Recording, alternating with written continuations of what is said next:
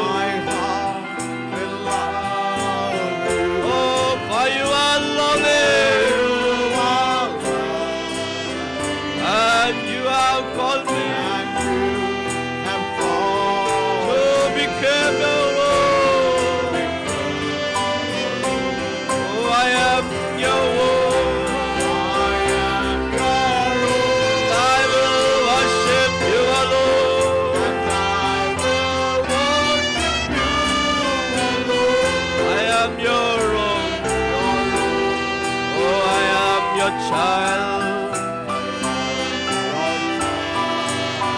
I am your own. I will worship at your throne. I am your own. And I will love you.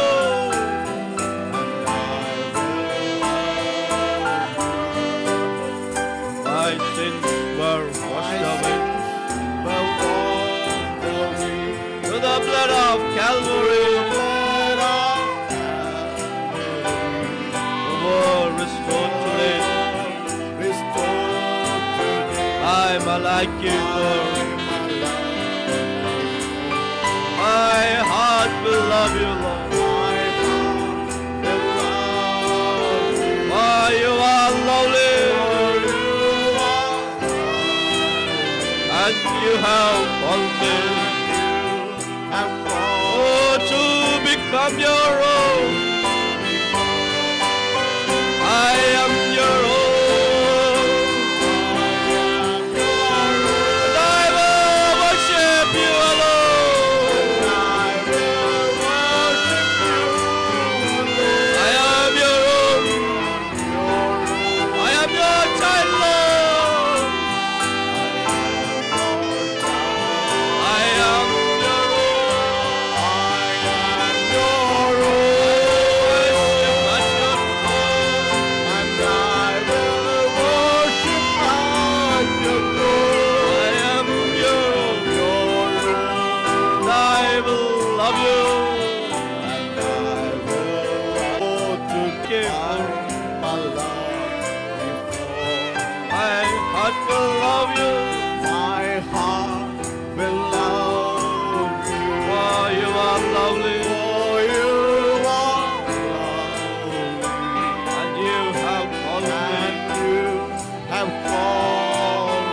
become your own. Oh, நானும் சொந்த உம்மை ஆராதிக்கிறேன்.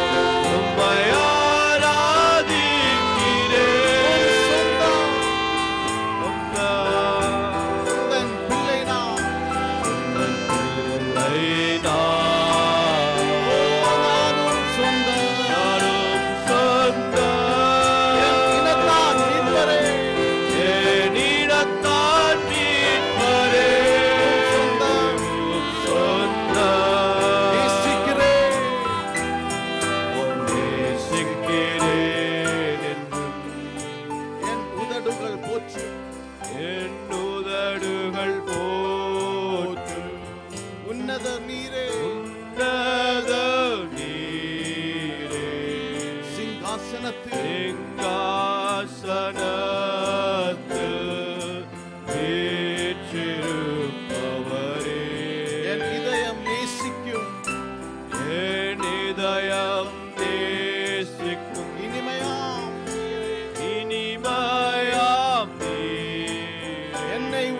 சொந்தமாக்கினீரே.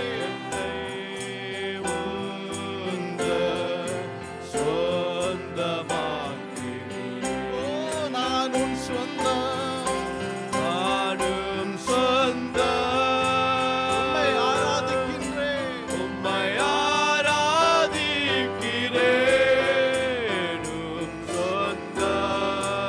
உந்தன் பிள்ளை நான். நானும் சொந்தம்.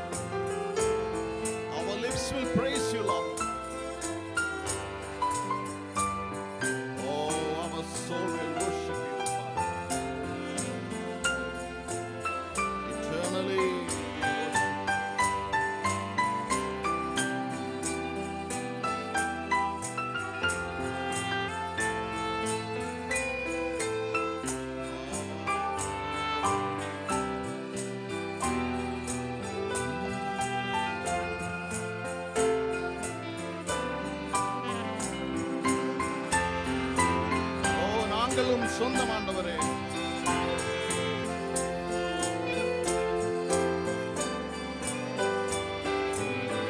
Oh, we are your own, Lord.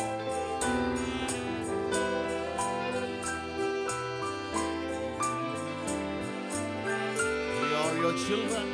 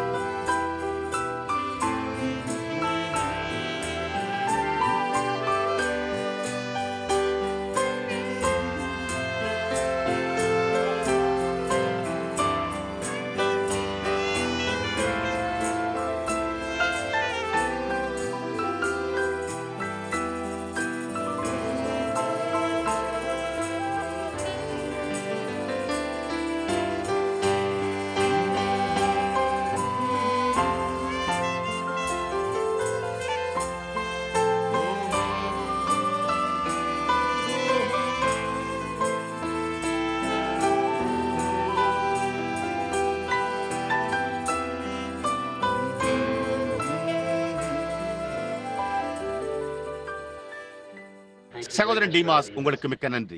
இப்பொழுது நாங்கள் இந்த காலையில் இங்கு இருப்பதற்கும் இந்த அருமையான ஜனங்களிடத்திலிருந்து இந்த அருமையான எல்லா சாட்சிகளையும் கேட்பதற்கும் மகிழ்ச்சி அடைகிறோம். இப்பொழுது தேவன் தொடர்ந்து நம்மோடு இருந்து நம்மை ஆசீர்வதிப்பார் என்று நாங்கள் நம்புகிறோம். இப்பொழுது இன்றிரவு கர்த்தருக்கு சித்தமானால் இன்றிரவு நான் பேச வேண்டும் என்பதை நான் புரிந்து கொள்கிறேன். நான் ஒரு சில நிமிடங்களுக்கு முன்னர் சகோதரன் ஷகாரியானிடம் கேட்டேன். நான் இப்பொழுது சங்கடமாக உணராதீர்கள், நாங்கள் இங்கிருந்து 11 மணிக்கு புறப்பட்டு செல்ல வேண்டும் என்பதை நான் அறிவேன். நான் இங்கு வரும்போது எனக்கு நேரத்தை குறித்த உணர்வு போய்விடுகிறது என்றேன். அது நம்மில் எல்லோருமே அவ்வாறு இருப்பது போல் காணப்படுகிறது. நாம் உணர்கிறோம். அவர்கள் 2 நிமிடங்கள் 3 நிமிடங்கள் அல்லது என்கின்றனர். சகோதரன் ஸ்மித், உங்களுக்கு தெரியும், அதை 2 அல்லது 3 நிமிடங்களில் செய்வது கடினம். அது எப்படி இருக்கிறது என்பதை நான் அறிவேன். ஒவ்வொருவருக்காகவும் நான் வருந்துகிறேன். ஆனால் நாம் எங்கே இருக்கிறோம் என்றால் ஒரு கால நேரத்தில் இருக்கிறோம். நாம் நித்தியத்திற்கு போய்க் கொண்டிருக்கிறோம். ஆனால் நாம் இப்பொழுது சரியான நேரத்தில் இருக்கிறோம். மேலும் நான் சகோதரன் டீமாஸ் சற்று முன்னர் தர்ம சங்கடமாக உணராதீர்கள், அந்த கோட்டை எனக்கு இழுத்து விடுங்கள், நிறுத்த வேண்டிய நேரம் இது என்பதை நான் அறிந்து கொள்வேன் என்று கூறினேன். இப்பொழுது நான் முடிக்கவில்லை என்றால் நான் இன்றிரவே முடித்து விடுவேன். எனவே நான் அவ்வாறு கூறினால் பாருங்கள், இன்றிரவிற்கான ஒரு புதிய பாடப்பொருளை நான் வைத்திருக்கிறேன். இப்பொழுது நாம் புத்தகத்தை திறப்பதற்கு முன்பு நம்முடைய தலைகள் வணங்கியிருப்பதோடு நாம் ஆக்கியோரிடத்தில் பேசுவோமாக. அன்புள்ள பரலோக பிதாவே, நாங்கள் ஏற்கனவே கேட்டிருக்கிறவர்களுக்காக இந்த காலையில் இந்த கூட்டத்திற்காக நாங்கள் உமக்கு நன்றி செலுத்துகிறோம். கர்த்தாவே, நாங்கள் இப்பொழுது இந்த ஆசீர்வாதத்தை கடந்து செல்ல வேண்டுமானால் இங்கே இருப்பது நன்றாயிருந்தது என்பதை நாங்கள் உணர்வோம். எனவே இது உம்முடைய பார்வையில் நல்லதாக இருக்குமானால் நீர் தொடர்ந்து இருக்க வேண்டும் என்றும் தொடர்ந்து எங்களோடு இருந்து எங்களுக்கு உதவி செய்ய வேண்டும் என்றும் நான் ஜெபிக்கிறேன். இப்பொழுது நாங்கள் வார்த்தையின் பேரில் ஒன்று கூடுகிறோம். நாங்கள் ஒருவரோடு ஒருவர் கூடி ஐக்கியம் கொண்டிருக்கையில் நீர் எங்களுக்காக என்ன செய்திருக்கிறீர் என்பதை குறித்த சாட்சிகளை கேட்டு இப்பொழுது நாங்கள் வார்த்தைக்கு திரும்பி சென்று இவை அனைத்தும் எங்கிருந்து வருகிறது என்று கண்டறிவோமாக. அப்படியானால் இன்றைக்கு என்ன சம்பவித்துக் கொண்டிருக்கிறது என்பதை நாங்கள் அதை காண்கிறோமா மற்றும் உணர்கிறோமா என்பதை குறித்த ஒரு உறுதிப்படுத்தலாய் அது இருக்கும். இயேசு கிறிஸ்துவின் நாமத்தில் இந்த காரியங்களை அருளும். ஆமென். இப்பொழுது அவருடைய ஊழியக்காரன் என்ற முறையில் நான் ஒரு செய்தியை கூற கடமைப்பட்டிருக்கிறேன். நான் சில சமயங்களில் மிகவும் தவறாக புரிந்து கொள்ளப்பட்டிருக்கிறேன். கடந்த காலங்களில் ஒருவேளை எப்பொழுதுமே அவ்வாறு இருக்கலாம். ஆனால் நான் சில நேரங்களில் வித்தியாசமாக இருக்க வேண்டும் என்று கூறுகிறதில்லை. நான் அவைகளை நேர்மையா இருக்கும்படி கூறுகிறேன். நான் சரியென்று கருதுவதை கூற விரும்புகிறேன். ஒவ்வொருவரும் தங்களுடைய சொந்த கருத்தை வெளிப்படுத்த அந்த காரியங்களுக்கு ஒரு உரிமை உண்டு. அதனால்தான் நான் உங்கள் மத்தியில் இருக்கிறேன். சகோதரன் ஷகாரியன் ஜெப வரிசைகளில் ஜெப அட்டைகளை குறித்து பேசி பரிசுத்த ஆவியானவர் என்னவென்று பார்க்கிறார் என்பதையும், இப்பொழுது அவர் என்னை குறித்து அவ்வாறு கூறவில்லை, அது பரிசுத்த ஆவியை குறித்ததாய் உள்ளது. ஏனென்றால் என்னால் அந்த காரியங்களை செய்ய முடியவில்லை, என்னால் செய்ய முடியாது என்பதை எவரும் அறிவர். ஆனால் நீங்கள் இங்கே காண்பது என்னவோ அதுவே சிறிய பக்கமாய் உள்ளது. நீங்கள் வேறொரு இடத்தில் இருக்க வேண்டும். அவர் எப்படி காரியங்களை முன்னறிவிக்கிறார் என்பதை கவனியுங்கள். காரியங்கள் சம்பவிக்கும். நீங்கள் அதை செய்கிறவர் நீங்கள் தான். நீங்களே தேவனை விசுவாசிக்கிறவராயிருக்கிறீர்கள். மேலும் நீங்கள் தேவனை விசுவாசிக்கவில்லை என்றால் அவர் இங்கே மேடையின் மேல் உங்களிடம் அவண்ணமாக சொல்கிறார் என்பதை நினைவில் கொள்ளுங்கள். நீங்கள் பாவத்தில் இருந்தால் அவர் அவண்ணமாய் உங்களுக்கு சொல்லுகிறார். நீங்கள் செய்திருக்கிறவைகளை செய்திருக்க கூடாது என்று அவர் உங்களுக்கு அவண்ணமாய் சொல்கிறார். அது அவர்கள் ஜெப அட்டையில் என்ன எழுதுகிறார்கள் என்பது மாத்திரமல்ல. அவர்கள் தங்களுடைய ஜெப அட்டையில் அங்கே அவர்கள் ஒரு பாவி மற்றும் இந்த ஸ்திரீ தவறான கணவருடன் வாழ்கிறாள் அல்லது அதுபோன்று அவர்கள் சொல்ல மாட்டார்கள். அவர்கள் அதை ஒரு ஜெப அட்டையில் எழுத மாட்டார்கள். ஆனால் பரிசுத்த ஆவியானவர் அதை எப்படியும் கூறுகிறார். பாருங்கள், பார்த்தீர்களா? அதனால் அது பிறகு எப்படி நண்பர்களே, அது இயற்கைக்கு மேம்பட்ட பாகமாகும். நான் இதை கனத்துடன் கூறுகிறேன். ஏனென்றால் இந்த காலையில் இங்கே நம்மில் அநேகர் இல்லை. ஒரு சிறு குழுவே உள்ளது. அது என்னை மிகவும் பதற்றமடைய செய்யும் அளவிற்கு அது என்னை வியப்படைய செய்கிறது. நான் சில சமயங்களில் கூச்சலிடுவது போன்று உணர்கிறேன். நான் மலைப்பகுதியில் ஒரு இடத்தில் அமர்ந்து அங்கே நான் தேவனிடத்திலிருந்து பெற்றுக்கொண்டு இறங்கி வந்து அவர் எனக்கு அளித்ததை ஜனங்களுக்கு அளிக்கும்படியாக அங்கே அதிக நேரத்தை செலவிடுகிறேன். நான் ஜனங்களில் இருந்து வித்தியாசமாக இருக்க விரும்பவில்லை. ஆனால் அதே சமயத்தில் உண்மையாக இருக்க வேண்டும் என்றால் நான் ஒரு செய்திக்கு, பாருங்கள், தேவனோடு நேர்மையாக இருக்க வேண்டும். இப்பொழுது நாங்கள் கர்த்தருக்கு சித்தமானால் இன்னும் ஒரு சில நாட்களில் ஒரு வெளிநாட்டு சுற்றுப்பயணத்திற்காக உடனே புறப்பட தீர்மானித்துக் கொண்டிருக்கிறோம். அது கர்த்தருக்கு சித்தமானால் நலமாயிருக்கும். நான் நிச்சயமாகவே உங்களுடைய ஜெபங்களை வேண்டுகிறேன். நீங்கள் மிகவும் அருமையானவர்கள். நான் பேசிக் கொண்டிருக்கையில் நம்மைப் போலவே நான் முழுவதும் நேரத்தை குறித்தே மறந்துவிட்டேன். ஆனால் சகோதரன் செகாரியானுக்கும் இங்கே மேடையில் உள்ள இந்த அருமையான ஊழியக்காரர்களுக்கும் அங்கே வெளியேயும் இயேசு கிறிஸ்துவுக்கு நண்பர்களாகி உங்கள் எல்லோருக்கும் அவருடைய நாமத்தில் நான் உங்களை வாழ்த்துகிறேன். சிலுவையின் மூலம் தேவனுக்கு ஒரு சக இனத்தின் இனத்தானாக சகோதர சகோதரிகளாய் இருக்கிறோம். கர்த்தருக்கு சித்தமானால் இந்த காலையில் நான் வேத வாக்கியத்திற்கு கலாத்தியர் புத்தகத்தை திருப்ப விரும்புகிறேன். நான் ஒரு வேத வாக்கியத்தை வாசிக்க விரும்புகிறேன். இப்பொழுது நேற்றிரவு இங்கே மேடையில் இருந்த நம்முடைய ஊழியக்கார சகோதரனிடமிருந்து புறப்பட்டு சென்ற செய்தியை கேட்டோம். அவர் அந்நிய பாஷைகளில் பேசினார். பிரேட்சன், சகோதரன் பிரேட்சன் ஒரு மிக அருமையான மனிதன். இதை என்னுடைய கல்வியறிவு மற்றும் கல்வியறிவின்மையினாலும் என்னுடைய வார்த்தைகளினால் ஏற்படும் புரிந்து கொள்ளாமையினால் புரிந்து கொள்ளும்படிக்கு செய்தி உண்மை என்று அறிந்து அந்த ஒரு இரவு அந்த குழுவில் இருந்தவர்களும் அந்த அறிவாற்றல் கொண்ட மாதிரியை சந்திக்கக்கூடியவர்களும் அங்கே நின்று கொண்டிருந்தனர். கர்த்தர் என்னை செய்யும்படி அழைத்திருக்கிறதை அவர்களால் செய்ய முடியாதிருக்கலாம். கர்த்தர் அவர்களை செய்யும்படி அழைத்திருக்கிறதை என்னால் செய்ய முடியாது. ஆனால் நாம் ஒன்று சேர்ந்து கிரியை செய்கிறோம். நாம் தேவனுக்கு முன்பாக தரித்திருந்தால் நம்மால் செய்தியை பெற்றுக்கொள்ள முடியும் என்று நான் நம்புகிறேன். நேற்று இரவு அவர் இங்கே ஒரு சாட்சியை கொடுத்த போது பரிசுத்த ஆவியானவர் அந்நிய பாஷைகளில் பேசினார். மேலும் கூட்டத்தில் வெளியே யாரோ ஒருவர், நான் அதை எப்பொழுதும் பயபக்தியோடு அறிந்திருக்கிறேன்.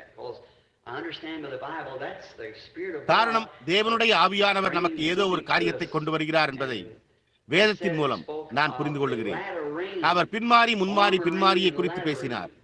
அது என்னை ஒரு சிந்தனைக்கு கொண்டு வருகிறது. அந்த சகோதரன் பான்ஹாம் என்னிடம் சில காசோலைகளை கொண்ட ஒரு சிறு பொதியை கொடுத்துவிட்டு, இது ஜனங்களிடத்திலிருந்து பெற்ற ஒரு அன்பின் காணிக்கை என்றார். இப்பொழுது அவர்கள் அதை செய்திருக்க கூடாது. பாருங்கள், நான் அந்த நோக்கத்திற்காக இங்கு வரவில்லை. ஆனால் அவர்கள் அதை என்னிடத்தில் கொடுத்தனர். மேலும் நிச்சயமாகவே அதை திரும்ப கொடுப்பதற்கு வழியே இல்லை. கர்த்தருக்கு சித்தமானால் நான் அதை எடுத்துக்கொண்டு வெளிநாடுகளுக்கு செல்கிற என்னுடைய செலவுகளின் பேரில் அதை செலவு செய்ய முயற்சிப்பேன். ஏனென்றால் நான் எங்கு போய்க் கொண்டிருக்கிறேன் என்பதற்கு எந்த வழியிலும் எனக்கு நிதி உதவி அளிக்கப்படவில்லை. அது ஒரு விதமான ரகசியம். ஏனென்றால் சபைகள் என்னை உள்ளே அனுமதிக்காது. நான் ஒரு வேட்டைக்காரனாக உள்ளே செல்லப் போகிறேன். ஏனென்றால் அது என்னுடைய கர்த்தர் பேரில் உள்ளது. கர்த்தர் அதை செய்யும்படி அதை என் இருதயத்தில் வைத்திருக்கிறார். மேலும் நான் ஒரு விதமான மாறுவேடத்தில் செல்ல வேண்டியதாக உள்ளது. பார்த்தீர்களா? எனவே அவர்கள் ஒவ்வொருவரும் நான் ஒரு அட்டையில் கையொப்பமிட வேண்டும் என்ற ஒரு சிறு வினோதமான கருத்துக்களை அங்கே வைத்துள்ளனர். அவர்கள் என்ன விசுவாசிக்கிறார்கள் என்பதன் பேரில் நான் அவர்களோடு ஒத்துப்போய் இந்த மற்ற குழுவினர் தவறென்று கூறுவேன் என்றும், இந்த குழு தவறு என்று நான் கூறினால் அவர்கள் என்னை உள்ளே கொண்டு வருவார்கள் என்று இந்த குழு கூறுகிறது. பார்த்தீர்களா? ஆனால் எனக்கு அது பிடிக்கவில்லை. பாருங்கள், நான் எப்பொழுதும் ஜனங்களுக்கு இடையேயும் ஸ்தாபனங்களுக்கும் மற்றும் அவர்களுடைய வேறுபாடுகளுக்கும் வெளியேயும் நிற்க முயற்சித்துள்ளேன். தேவனுடைய ஆவியானவர் இந்த காலையில் இங்குள்ள சகோதரர்கள் மூலமாக கூறிக்கொண்டிருந்தது போலவே தோன்றியதை, அதாவது நாம் ஒரு ஸ்தாபனம் அல்ல என்று அழைக்கிறேன். நாம் ஒரு குடும்பத்தின் பிள்ளைகளாயிருக்கிறோம். இப்பொழுது அங்கே பிரண்ணாம் ஸ்தாபனம் இல்லை, ஒரு பிரண்ணாம் குடும்பம் உண்டு. நாங்கள் எல்லோரும் அந்த குடும்பத்தில் சேரவில்லை, நாங்கள் அந்த குடும்பத்தில் பிறந்திருக்கிறோம். எனவே அது எப்படி என்று எனக்கு தெரிந்த மிக சிறந்த முறையில் நான் அதைத்தான் பிரதிநிதித்துவப்படுத்த முயற்சித்துக் கொண்டிருக்கிறேன். இப்பொழுது கலாத்தியர் 4:27-31 உள்ள வசனங்களை நான் இங்கு குறித்து வைத்துள்ளேன் என்று நான் நினைக்கிறேன். நான் இதை ஒரு பொருளுக்காக வாசிக்க விரும்புகிறேன். அந்தப்படி பிள்ளை பெறாத மலடியே மகிழ்ந்திரு, கர்ப்பவேதனை படாதவளே களிப்பாய் எழும்பி ஆர்ப்பரி. புருஷன் உள்ளவனை பார்க்கிலும் அநாத ஸ்திரீக்கே அதிக பிள்ளைகள் உண்டு என்று எழுதியிருக்கிறது. சகோதரரே, நாம் ஈசாக்கை போல வாக்குதத்துக்கு பிள்ளைகளாயிருக்கிறோம். ஆகிலும் மாம்சத்தின்படி பிறந்தவன் ஆவியின்படி பிறந்தவனை அப்பொழுது துன்பப்படுத்தினது போல இப்பொழுதும் நடந்து வருகிறது. What saith the scripture? Cast out the bondswoman and her son, for the son அதை குறித்து வேதம் என்ன சொல்லுகிறது? அடிமையானவளின் மகன் சுவாதீனம் உள்ளவளுடைய குமாரனோட சுதந்திரவாளியாய் இருப்பதில்லை. ஆகையால் அடிமையானவளையும் அவளுடைய மகனையும் புறம்பே தள்ளு என்று சொல்லுகிறது. கர்த்தர் தம்முடைய விலையேறப்பெற்ற வார்த்தையோடு இப்பொழுது அவருடைய ஆசீர்வாதங்களை கூட்டுவாராக. நான் நேற்றிரவு ஒரு சில காரியங்களை குறித்துக் கொண்டேன். அது எங்காவது வழக்கமாக வாரத்திற்கு ஒரு கூட்டம் நடத்தும் போது என்னால் அந்த வேத வாக்கியங்களை என் மனதில் தெளிவாக நினைவில் வைத்துக் கொள்ள முடிந்தது. ஆனால் இப்பொழுது நான் ஒரு சிறு வேடிக்கையான வழியில் கூறுகிறேன். நான் இங்கே இந்த மேடையில் கேலியாக பேசிக் கொண்டிருக்க வேண்டும் என்று பொருட்படுத்தி கூறவில்லை. ஆனால் 25 வயதை கடந்த பிறகு இரண்டாம் முறை எனக்கு முன்பிருந்தது போல எனக்கு ஞாபகம் இல்லை. அங்கே நிறைய இந்த பழைய ஃபோர்ட் கார் நிறைய மைல்கள் ஓடியிருந்தன. எனவே எனக்கு அது நினைவில் இல்லை. ஆனால் என்னால் அசைய முடிந்த வரையில் ஒவ்வொரு அசைவையும் என்னை ரட்சித்த அவருடைய மகிமைக்கென்று கொடுக்க விரும்புகிறேன். இப்பொழுது நான் இன்று காலையில் பார்த்து கவனிக்கிறேன். இது ஒருவேளை வினோதமாக தென்படலாம், ஒருவேளை அறிவாற்றல் கொண்ட சிந்தைக்கு இது முற்றிலும் குழப்பமாயிருக்கலாம். ஆனால் அது நான் அழைக்கப்பட்டிருக்கிற காரியத்திற்கு பாராட்டுக்குரியதாயிருக்கிறது. ஒவ்வொரு சிறு காரியமும் கூட எனக்கு ஒரு அடையாளமாய் உள்ளது. நான் அதை கவனிக்கிறேன். அது எப்படி அசைகிறது என்று பார்க்கிறேன். அவ்விதமாகவே நான் சில சமயங்களில் என்னுடைய செய்தியை பெற்றுக் கொள்ளுகிறேன். ஆவியானவர் அசையும் விதத்தை பார்த்து கவனிக்க வேண்டும். இந்த ஒன்று என்ன கூறுகிறது என்றும் அந்த ஒன்று என்ன கூறுகிறது என்றும் பார்க்க வேண்டும். ஒரு சுகமளிக்கும் ஆராதனைக்கு முன்பாக அநேக முறைகள் என்னை நீங்கள் கவனித்திருக்கிறீர்கள். அங்கே மேடையின் மேல் நின்று கொண்டு அல்லது பின்னால் அமர்ந்து கவனித்துக் கொண்டிருக்கிறீர்கள். நான் ஆவியை அது அசைவாடிக் கொண்டிருக்கிற விதத்தை உணர்ந்து கொண்டிருக்கிறேன். அங்கே அமர்ந்துள்ள நபரோடுள்ள காரியம் என்னவென்பதை நான் ஏற்கனவே அறிவேன். பார்த்தீர்களா? அதை அங்கே பார்க்கிறீர்கள், எங்கே பார்க்கிறீர்கள். பாருங்கள், நீங்கள் மேடைக்கு செல்வதற்கு முன்பே நீங்கள் அதை புரிந்து கொள்ளுகிறீர்கள். சில சமயங்களில் நான் கூட்டத்திற்கு வருவதற்கு முன்பு, சில சமயங்களில் இங்கே கலிபோர்னியாவுக்கு வருவதற்கு முன்பு நான் என்னோடு இருப்பவர்களோடு அமர்ந்து ஒரு குறிப்பிட்ட காரியம் சம்பவிக்கும், இது இங்கே சம்பவிக்கும், இது இங்கே சம்பவிக்கும், அது இந்த வழியாய் கடந்து செல்லும் என்று கூறுகிறேன். பாருங்கள், ஏனென்றால் அது தேவனுடைய ஆவியில் உள்ளது. அவர் ஆதி முதல் எல்லாவற்றையும் அறிந்திருந்தார். பாருங்கள், எனவே அவர் நித்தியமானவராயிருக்கிறார். அதன் பின்னர் கவனியுங்கள், இந்த காலையில் சகோதரன் ஜூவல் ரோஸ் நம் எல்லோருக்கும் மிகவும் விலையேறப்பெற்ற நண்பரும் சகோதரனுமாயிருக்கிறார். எப்படியாய் அவர் எழுந்து அந்த சங்கீதங்களை வாசித்தார். உங்களில் எந்த விதமான ஒரு வித்து தரித்திருக்கிறது என்பதை நான் காண விரும்புகிறேன் என்று அவர் கூறினது போன்று அது எப்படி பொருந்துகிறது என்று பாருங்கள். நேற்றிரவு ஆவியானவர் பேசி பின்மாரியும் முன்மாறி பின்மாரியும் கடைசி நாட்களில் இரண்டுமே பெய்து கொண்டிருந்தன என்பதை குறித்து கூறினார். இந்த காலையில் உண்மையில் தரித்திருக்கிற வித்து பாருங்கள், ஆவியானவர் பேசுகிறார். அது எப்படி இந்த ஊழியக்காரர்களூடாக இந்த காலையில் கூறப்பட்டது என்பதை கவனியுங்கள். ஆகையால் நான் இந்த பொருளை எடுத்துக் கொள்கிறேன். வித்து பதருடன் சுதந்திரவாளியாயிருக்காது. அது மிகவும் வினோதமான ஒரு பாடமாய் உள்ளது. ஆனால் வித்து பதருடன் சுதந்திரவாளியாயிருக்காது. இதை குறித்து நான் எடுத்த முடிவுகளில் இருந்து இல்லை, என்னுடைய பாடப்பொருளில் சரியாக கூறினால் கலாத்தியர் 4:27 3 பவுல் இங்கே உண்மையாகவே ஆபிரகாமின் 2 குமாரர்களின் சந்ததியை குறித்து பேசிக் கொண்டிருக்கிறார். இப்பொழுது இதை நீங்கள் நிச்சயமாக தவறவிடக் கூடாது என்பதற்காகவே நான் இதை உபயோகிக்க விரும்புகிறேன். எனக்கு நேரம் கடந்து விட்டால் இன்றிரவு நான் அதை எடுத்துக் கொள்வேன். ஒரு ஞாயிறு பள்ளி பாடத்தை போன்று நான் கற்பிக்க விரும்புகிறேன். அப்பொழுது நீங்கள் ஒரு மேலான புரிந்து கொள்ளுதலை உடையவர்களாய் இருப்பீர்கள் என்று நான் நினைக்கிறேன். மேலும் என்னை காட்டிலும் இதை திறமையாக பிரசங்கிக்கக்கூடிய வல்லமையுள்ள சில மனிதர்களே, ஏன் நான் எந்த வகையிலும் ஒரு வேத பண்டிதன் அல்ல. எனவே இதன் பேரில் நீங்கள் என்னுடன் உடன்படவில்லை என்றால், நேற்றிரவு இங்குள்ள ஒரு அருமையான சகோதரி எனக்கு ஒரு செர்ரிப்பை பழ பணியாரத்தை தயாரித்து தந்தபோது நான் அதை செய்தது போன்றே உணர்கிறேன். இன்று காலை என்னுடைய உணவக விடுதி அறையில் உட்கார்ந்து கொண்டு நான் ஒரு விதையை கடிக்க நேர்ந்தாலும் நான் இன்னமும் பழ பணியாரத்தை சாப்பிட்டுக் கொண்டிருக்கிறேன். நீங்கள் பாருங்கள், நான் விதையை வெளியே எடுத்து வைத்து விட்டேன். ஆகையால் அதை குறித்து நீங்கள் எதையாவது விசுவாசிக்கவில்லை என்றால் அப்படியே ஒருபுறம் ஒதுக்கி வைத்துவிட்டு பாருங்கள், நீங்கள் சரியென்று நினைப்பதை அப்படியே தொடர்ந்து புசியுங்கள். இப்பொழுது பவுல் ஆபிரகாமின் 2 குமாரர்களை குறித்து பேசிக் கொண்டிருக்கிறார். அவர்களில் ஒருவன் சாராள் மூலமும் மற்றவன் ஆகார் மூலமும் பிறந்தவன். இப்பொழுது நாம் இங்கே கண்டறிகிறோம், தேவன் 2 என்ற எண்ணில் ஒருபோதும் சுட்டிக்காட்டப்படுகிறதில்லை என்பதை நாம் வேத வாக்கியங்களினூடாக புரிந்து கொள்கிறோம். அது 3இல் உள்ளது. எப்பொழுதுமே 3இல் தேவன் பூரணப்படுத்தப்பட்டிருக்கிறார். வேதாகமத்தின் கணிதம் பரிபூர்ணமாக இயங்குகிறது. தேவன் 3இல் பூரணப்பட்டு 7களில் பரிபூர்ணப்படுத்தப்படுகிறார். பாருங்கள், எனவே வேதாகமத்தின் கணிதம் ஒருபோதும் தவறிப்போவதில்லை என்பதை நாம் கண்டறிகிறோம். நமக்கு இங்கே ஆபிரகாமின் 2 குமாரர் உள்ளனர். நாம் அந்த குமாரர்களில் ஒருவராக அல்லது ஆபிரகாமின் குமாரனாக இருக்கும் வரையில் மட்டுமே நாம் சுதந்திரவாளிகளாக இருக்க முடியும். நாம் கிறிஸ்துவுக்குள்ளாக மரித்து அதன் பின்னர் ஆபிரகாமின் வித்துக்களாகி வாக்குதத்தின்படியே அவரோடு சுதந்திரவாளிகளாக இருக்கிறோம். ஆகையால் ஆபிரகாம் மற்றொரு குமாரனை பெற்றாக வேண்டும். இப்பொழுது அவனுடைய முதல் குமாரன் ஆகாரின் மூலம் பிறந்தான் என்பதை நாம் அறிவோம். அவனுடைய 2வது குமாரன் சாராளின் மூலம் பிறந்தான் என்பதை நாம் கண்டறிகிறோம். ஆனால் அவனுக்கு ஒரு 3ஆம் குமாரன் இருந்தார். அது இயேசுவாக இருந்தது. இப்பொழுது அது விசித்திரமாக தோன்றலாம், ஆனால் அதைத்தான் நாம் விளக்க முயற்சிக்கப் போகிறோம். நான் கூறினது போல தேவன் தம்மை எப்பொழுதும் பூரணத்தில் 3இல் சுட்டிக்காட்டுகிறார். நான் இப்போது எல்லோருக்கும் முன்பாகவும் விசேஷமாக நம்முடைய இறையியலாளர்களுக்கும் என்னை தெளிவுபடுத்தியுள்ளேன். இந்த காரியங்கள் நான் அதை காணும் விதமாகவே உள்ளன என்றும் அது எனக்கு வரும் விதமாகவே உள்ளன என்றும் நான் நம்புகிறேன். ஆதியில் தேவன் மாத்திரமே வாசம் பண்ணினார், ஏனெனில் அவர் நித்தியமானவராக இருந்தார். பாருங்கள், தேவனாய் கூட இருக்கவில்லை. தேவன் ஒரு ஆராதனைக்குரிய பொருளாய் இருக்கிறார். நாம் அதை அழைக்கிறபடி தேவனிடத்திலிருந்து புறப்பட்ட வார்த்தை, அது கர்த்தருடைய தூதன் அல்லது கர்த்தருடைய வார்த்தை என்று இஸ்ரவேலரை வனாந்தரத்தினூடாக பின்தொடர்ந்தவர். உடன்படிக்கையின் தூதன் தேவனிடத்திலிருந்து சென்ற லோகாஸ். அதன் பின்னர் அந்த லோகாஸ் மாம்சமாகி நமக்கு மத்தியில் வாசம் பண்ணினார். இப்பொழுது நாம் பரிசுத்த யோவான் 1இல் இருக்கிறோம். ஆதியிலே வார்த்தை இருந்தது, அந்த வார்த்தை தேவனிடத்தில் இருந்தது, அந்த வார்த்தை தேவனாய் இருந்தது. இப்பொழுது அவர் தம்முடைய ஜீவனை நமக்காக அளித்த போது அப்பொழுது அவருடைய ஆவி நம்மேல் திரும்ப வருகிறது. இயேசு, நான் பிதாவிலும் பிதா என்னிலும் இருக்கிறதை அந்நாளிலே அறிவீர்கள், நான் உங்களுக்குள்ளும் நீங்கள் எனக்குள்ளும் இருக்கிறீர்கள். பாருங்கள், அது தேவன். எல்லா நேரத்திலும் பல்வேறுபட்ட காலங்களினூடாக தேவன் தம்மை வெளிப்படுத்திக் கொண்டு தம் மூலமே கிரியை செய்து கொண்டிருக்கிறார். எனவே அந்த 3 பிதா, குமாரன், பரிசுத்த ஆவியான ஒரே தேவன் 3 தன்மைகளில் கிரியை செய்கிறார். நாம் இன்றைக்கு ஒன்றாய் இருக்கிறோம்.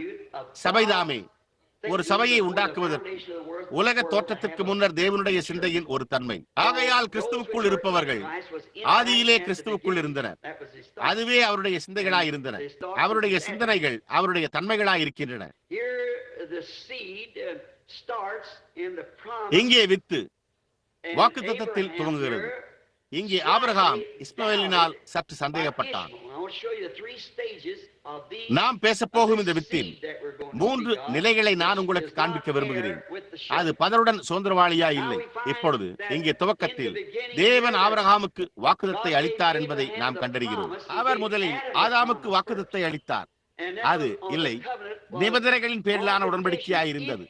நீங்கள் இதை செய்யவில்லை என்றால், நீங்கள் இதை செய்வீர்களானால் நலமாயிருக்கும் என்றார். ஆனால் அவர் அதை ஆபிரகாமுக்கு அளித்த போது அது நிபந்தனையற்றதாய் இருந்தது. நான் அதை ஏற்கனவே செய்திருக்கிறேன். அவர் ஒருபோதும் அவர் என்ன செய்தார்? அது நிபந்தனையற்றதாய் இருந்தது. அவர் ஆபிரகாமுக்கு அளித்தார். இப்பொழுது அதன் மூலமாக ஆபிரகாம் வாக்குத்தத்தை உடையவனாய் இருக்கிறார்.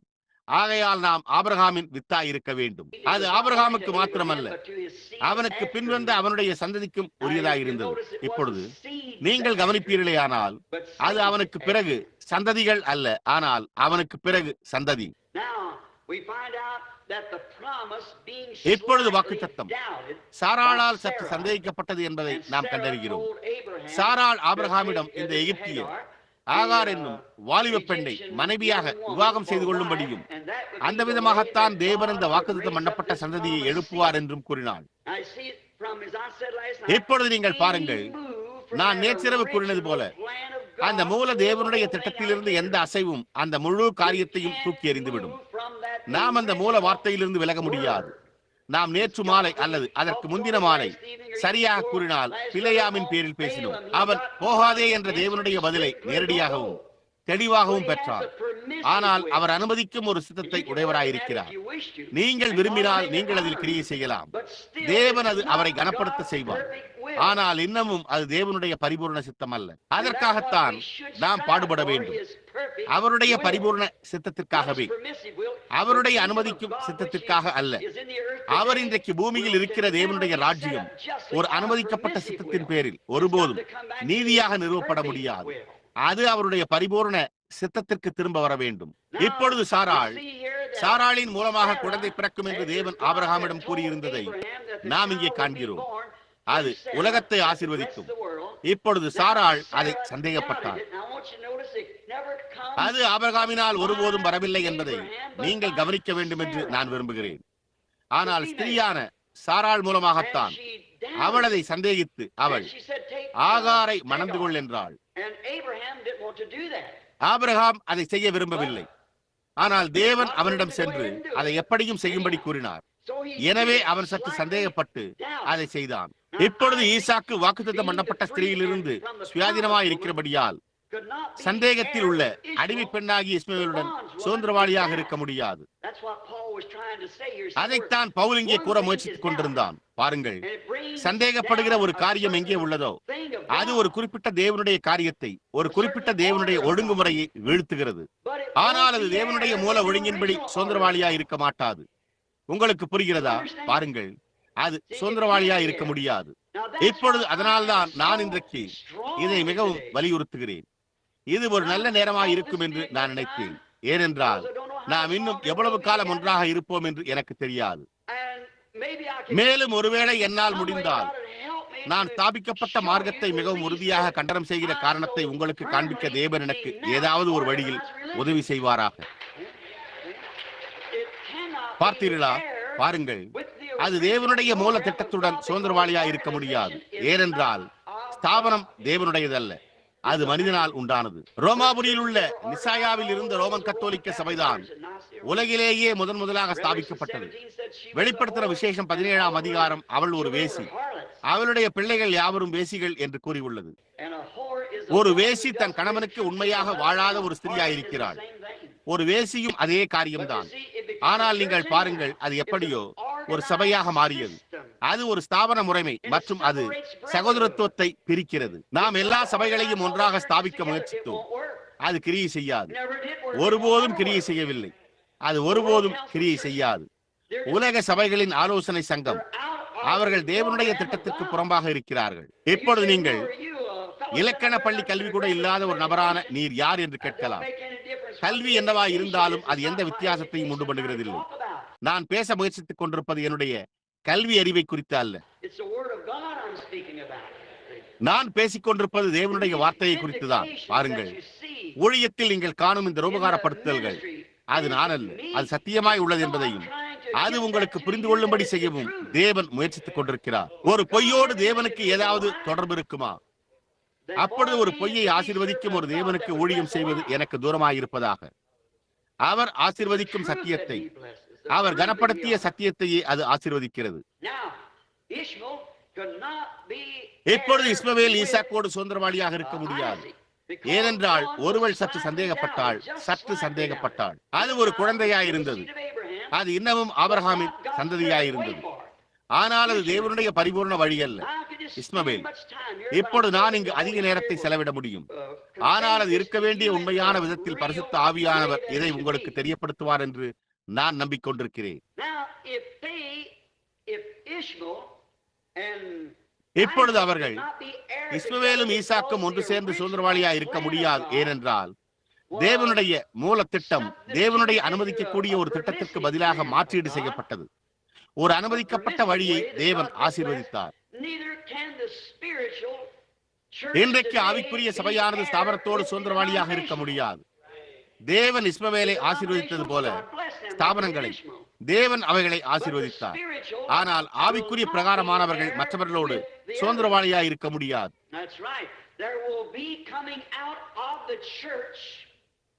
அது உண்மை. சபை ஸ்தாபனத்தில் இருந்து சபை என்று அழைக்கப்படும் சபை மாம்ச பிரகாரமானது. தெரிந்து கொள்ளப்பட்ட கிறிஸ்துவின் மணவாட்டி வெளியே வருவாள்.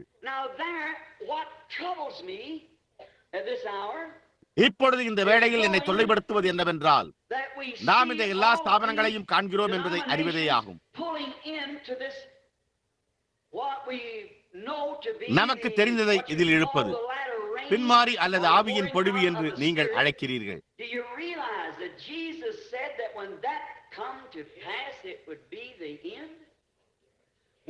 அது நிறைவேறும் போது அது முடிவாகும் என்று இயேசு கூறினார் என்பதை நீங்கள் உணர்கிறீர்களா? புத்தி இல்லாத கன்னிகைகளும் புத்தி உள்ள கன்னிகைகளும் ஒன்று சேர்ந்து சுதந்திரவாளிகளாய் இருக்கவில்லை.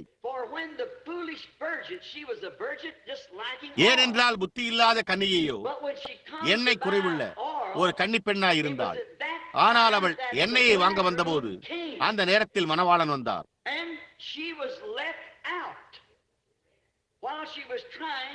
அவள் எண்ணெய் வாங்க முயற்சித்துக் கொண்டிருக்கையில் அவள் கைவிடப்பட்டாள். உங்களுக்கு புரிகிறதா? அது உண்மையாகவே நன்றாய் பதிய வேண்டும் என்று நான் விரும்புகிறேன். இப்பொழுது நிச்சயமாகவே நான் அந்த பாடப்பொருளை இதற்கு மேல் பேச வேண்டியதில்லை. இப்பொழுது ஆவிக்குரிய பிரகாரமானவர்களும் மாம்ச பிரகாரமானவர்களும் ஒன்று சேர்ந்து சுதந்திரவாளிகளாய் இருக்க முடியாது. அதனால் தான் எடுத்துக் கொள்ளப்படுதல் மணவாட்டி புத்தியுள்ள கன்னியை அழைக்கப்பட்ட முன்குறிக்கப்பட்ட தெரிந்து கொள்ளப்பட்டவர்களுக்கே. ஏன் வர்த்தக புருஷராகி நீங்கள் தேவன் தம்முடைய திட்டத்தை தற்செயலாக இயக்குகிறார் என்று சிலர் நினைக்க முயற்சிப்பது போல உங்களுடைய உத்தியோகத்தை நடத்த மாட்டீர்கள்.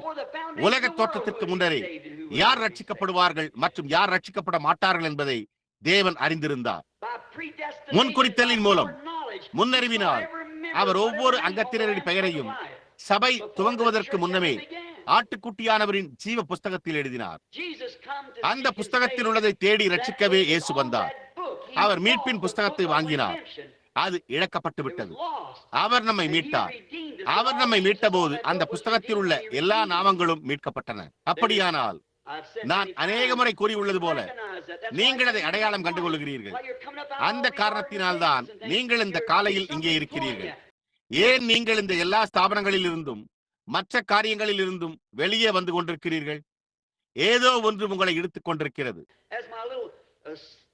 கோழியின் கீழ் குஞ்சு பொரிக்கப்பட்ட கழுகை குறித்த என்னுடைய சிறு சிந்தனை என்னவெனில், பாருங்கள், ஏதோ வித்தியாசமான காரியம் உண்டு என்பதை நீங்கள் உணர்கிறீர்கள். சபையானது திருப்திப்படுத்தும் ஏதோ ஒன்றை உடையதாயிருக்கவில்லை. ஆனால் நீங்கள் வேறு ஏதோ ஒரு சத்தத்தை கேட்டீர்கள். நீங்கள் அதற்காகவே பிறந்திருக்கிறீர்கள் என்று நீங்கள் அதை உணர்ந்து கொண்டீர்கள். நீங்கள் அதன் ஒரு பாகமாக இருக்கிறீர்கள். நீங்கள் ஒரு கரத்தில் ஒரு கையுறையைப் போல அதற்குள் பொருந்துகிறீர்கள். அந்த காரணத்தினால்தான் நாம் இந்த காலையில் இங்கே ஒன்று கூடியிருக்கிறோம். ஏனென்றால் என்னுடைய வயோதிக தெற்கத்திய தாயார் வழக்கமாக கூறுவது போல, ஒரே விதமான சிறகுடைய பறவைகள் ஒன்று கூடுகின்றன. ஏனென்றால் உங்களுக்கு பொதுவான காரியங்கள் உள்ளன. பருந்துகளுக்கும் புறாக்களுக்கும் பொதுவானது கிடையாது. ஒரு புறாவினால் ஒரு பருந்தின் கீழ் குஞ்சு பொரிக்க முடியும் என்று இருந்தாலும் அவைகளுடைய உணவு முறை வித்தியாசமாக இருக்கிறது. அது உண்மை. துவக்கத்தில் அது என்னவா இருந்தது என்பதை பொறுத்தது. இப்பொழுது அதில் அந்த பருந்து மூலம் குஞ்சு பொரித்தாலும் அந்த பருந்து சிறிது நேரம் புறாவிற்கு தாயாக இருக்கலாம். ஆனால் முடிவிலே அது தன்னுடைய துணையை கண்டறியும். அதைத்தான் சபையும் இன்றைக்கு செய்து கொண்டிருக்கிறது. ஏனென்றால் இயேசு வார்த்தையாயிருக்கிறார். அவரே மணவாளன். மணவாட்டி மணவாளனின் ஒரு பாகமாயிருக்கிறாள். ஆகையால் இந்த நாளில் நிறைவேற்றப்பட வேண்டிய வார்த்தை அவருடைய நாளில் நிறைவேற்றப்பட்ட அதே வார்த்தையின் பாகமாக உள்ளது. அது அதே வார்த்தை, அதே அனுபவம், அதே ஜீவன். ஏனென்றால் தேவன் ஆதாமை பிரித்த போது அவன் இரு பிரிவானவனாய் இருந்தான். ஆதாம் துவக்கத்தில் ஆவியாய் இருந்தான் என்பதை நாம் கண்டறிகிறோம். அவர் தம்முடைய சொந்த சாயலில் மனிதனை உண்டாக்கி ஆணும் பெண்ணுமாக சிருஷ்டித்தார். அதன் பின்னர் ஆதியாகமம் 2 தொடர்ந்து அவர் மனிதனை பூமியின் மண்ணிலிருந்து சிருஷ்டித்தார். மனிதன் தேவனுடைய சாயலில் சிருஷ்டிக்கப்பட்டான். தேவன் ஆவியாயிருக்கிறார். எனவே அவன் ஒரு ஆவி மனிதனாயிருக்கிறான். அதன் பின்னர் அவன் பூமியில் மாம்சமான மனிதனாக மிருகத்தின் மாம்சமாக மாறும்போது அவர் இங்கே மணவாட்டியை சித்தரித்து காண்பித்துக் கொண்டிருக்கிறார். அவர் எடுத்து வேறொரு ஜீவனை உண்டாக்கவில்லை. ஆனால் அவர் ஆதாமின் ஒரு பாகத்தை எடுத்து, மூல சிருஷ்டிப்பு, அவனிடத்திலிருந்து ஒரு விலா எலும்பை எடுத்து, ஆதாமிலிருந்து பெண்மையின் ஆவியை எடுத்து, ஆண்மைக்குரிய ஆவியை அங்கேயே விட்டுவிட்டு அதை பெண்மைக்குரிய பாகத்தில் வைத்தார். ஆகையால் அவனுடைய ஆவியின் ஒரு பாகம், அவனுடைய சரீரத்தின் பாகம், அவனுடைய மாம்சத்தின் மாம்சத்தை, அவனுடைய எலும்பின் எலும்பு, அவருடைய வார்த்தையின் வார்த்தை, அவருடைய ஜீவனின் ஜீவன். அந்த விதமாகத்தான் மணவாட்டி கிறிஸ்துவுக்கு இருக்கிறாள். ஆகையால் தான் ராஜரீக வித்தின் எடுத்துக் கொள்ளப்படுதல் முதலாவதாக வர வேண்டும். மரித்த மற்றவர்களோ 1000 ஆண்டுகள் வரையிலும் உயிரோடு இருக்கவில்லை. அதன் பின்னர் அவர்கள் வெள்ளை சிங்காசன நியாயத்தீர்ப்பில் கொண்டு வரப்பட்டனர். பாருங்கள், ராஜரீக வித்துக்கும் அல்லது ஆபிரகாமின் முன்குறிக்கப்பட்ட வித்துக்கும் நியாயத்தீர்ப்பு கிடையாது. இப்பொழுது நீங்கள் பரிசுத்த யோவான் 5:24 எடுத்துக் கொள்வீர்களானால் இதை கவனியுங்கள். என் வசனத்தை கேட்டு என்னை அனுப்பினவரை விசுவாசிக்கிறவனுக்கு நித்திய ஜீவன் உண்டு. இப்பொழுது அது நம்முடைய அநேக வேத சாஸ்திரங்களில் இருந்து எப்படி அவ்வளவு வித்தியாசமாக இருக்கும்? இப்பொழுது நான் இங்கிருந்து நடந்து சென்று ஒரு குடிகாரனிடம் நீ விசுவாசிக்கிறாயா என்று கேட்க முடியும். நிச்சயமாக ஒரு மனிதன் மற்றொரு மனிதனுடைய மனைவியிடம் நீ விசுவாசிக்கிறாயா என்று கேட்டான். நிச்சயமாக வார்த்தையை கேட்க நேற்றிரவு நீங்கள் கூட்டத்தில் அமர்ந்திருந்தீர்களா? நிச்சயமாக. நீங்கள் அதை விசுவாசிக்கிறீர்களா? நிச்சயமாக. அவர் அதை வெறுமன கூறிக்கொண்டிருக்கிறார்.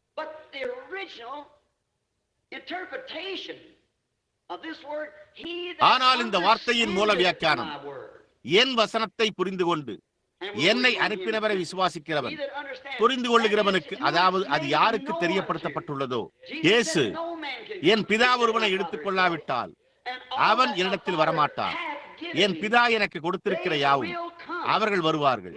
என் ஆடுகளே, என் புறாக்களே என் சத்தத்தை கேட்கும். அவைகள் அந்நியனை பின்பற்றாது என்றார். தேவனுடைய சத்தம் என்றால் என்ன? தேவனுடைய வார்த்தையாய் உள்ளது. மனிதனுடைய வார்த்தையை தவிர எது அவனுடைய சத்தமாய் இருக்கும்?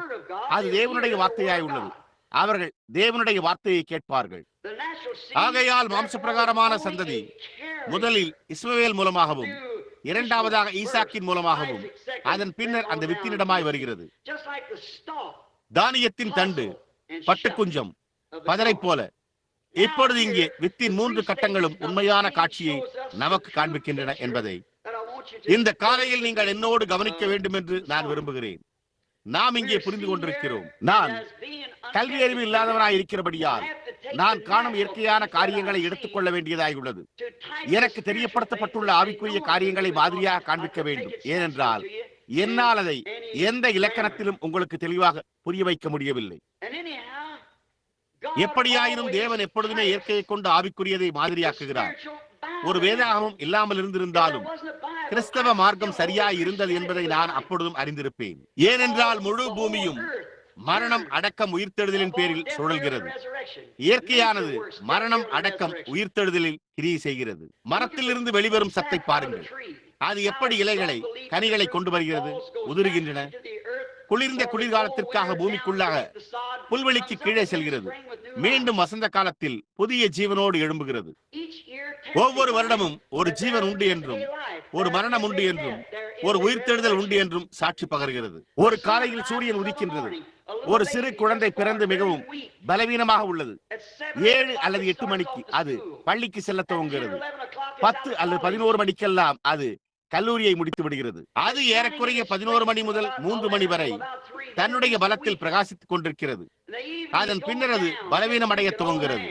சாயங்கால நேரத்தில் அது அஸ்தமித்து ஒரு வயோதிக மனிதனாய் பலவீனம் அடைகிறது. அதுதான் அதன் முடிவா? அது மரித்து போகிறதா? இல்லை. அடுத்த நாள் காலையில் அது மீண்டும் எழும்புகிறது. பார்த்தீர்களா? முழு இயற்கையே உங்களுடைய உண்மையான மெய்யான வேதாகமம் இந்த வேதாகமத்தோடு சாட்சி பகர்கிறது. அதைத்தான் இப்பொழுது நான் இந்த காலையில் உங்களுக்கு காண்பிக்க முயற்சித்துக் கொண்டிருக்கிறேன். இயற்கையினூடாக நீங்கள் தேவனுடைய வார்த்தையை தேவனுடைய வார்த்தைக்கு மாதிரியாய் இருப்பதை காண்பீர்கள். ஏனென்றால் இயற்கையானது தேவனுடைய உருவாக்கமாய் உள்ளது. விஞ்ஞானத்தை போலவே அவர்கள் இயற்கையின் இயக்க முறைமைகளையும் விதிகளையும் கண்டறிந்துள்ளனர். ஆனால் அந்த இயற்கை என்ன என்பதை அவர்கள் அறிந்திருக்கவில்லை. அவர்கள் இயற்கையின் ஜீவனை அறியாதிருக்கிறார்கள். அதுதான் தேவன். ஆகையால் இயங்கும் சக்தி இல்லாமல் இயங்கும் முறை நல்லதல்ல. இப்பொழுது தண்டு, பட்டுக்குஞ்சம், பதர் கவனியுங்கள். ஆகார் இங்கே தண்டுக்கு அடையாளமாக இருக்கிறாள். அது வாக்குதத்தில் துவங்கிய முதல் ஜீவனாயிருந்தது. சாராள் பட்டுக்குஞ்சத்தை இல்லை, பட்டுக்குஞ்சத்தில் வருகிற மகரந்த பொடியை குறிக்கிறாள். மரியாள் கன்னி உண்மையான தண்டை தோன்ற செய்ய உண்மையான ஆவிக்குரிய வித்தை பிரதிநிதித்துவப்படுத்தி பிறப்பித்தாள். ஆகார், சாராள் இருவருமே பாலுறவினால் பிறப்பித்தனர். ஆனால் மரியாள் கன்னி பிறப்பினாள்.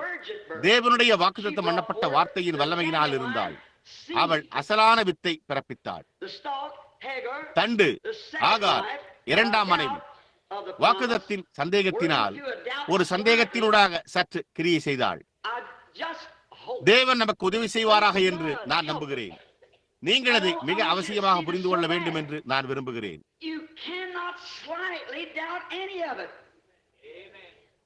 நீங்கள் அதை குறித்து சிறிதளவும் சந்தேகிக்க முடியாது. அது உள்ளபடியே நீங்கள் அதை ஏற்றுக்கொள்ள வேண்டும்.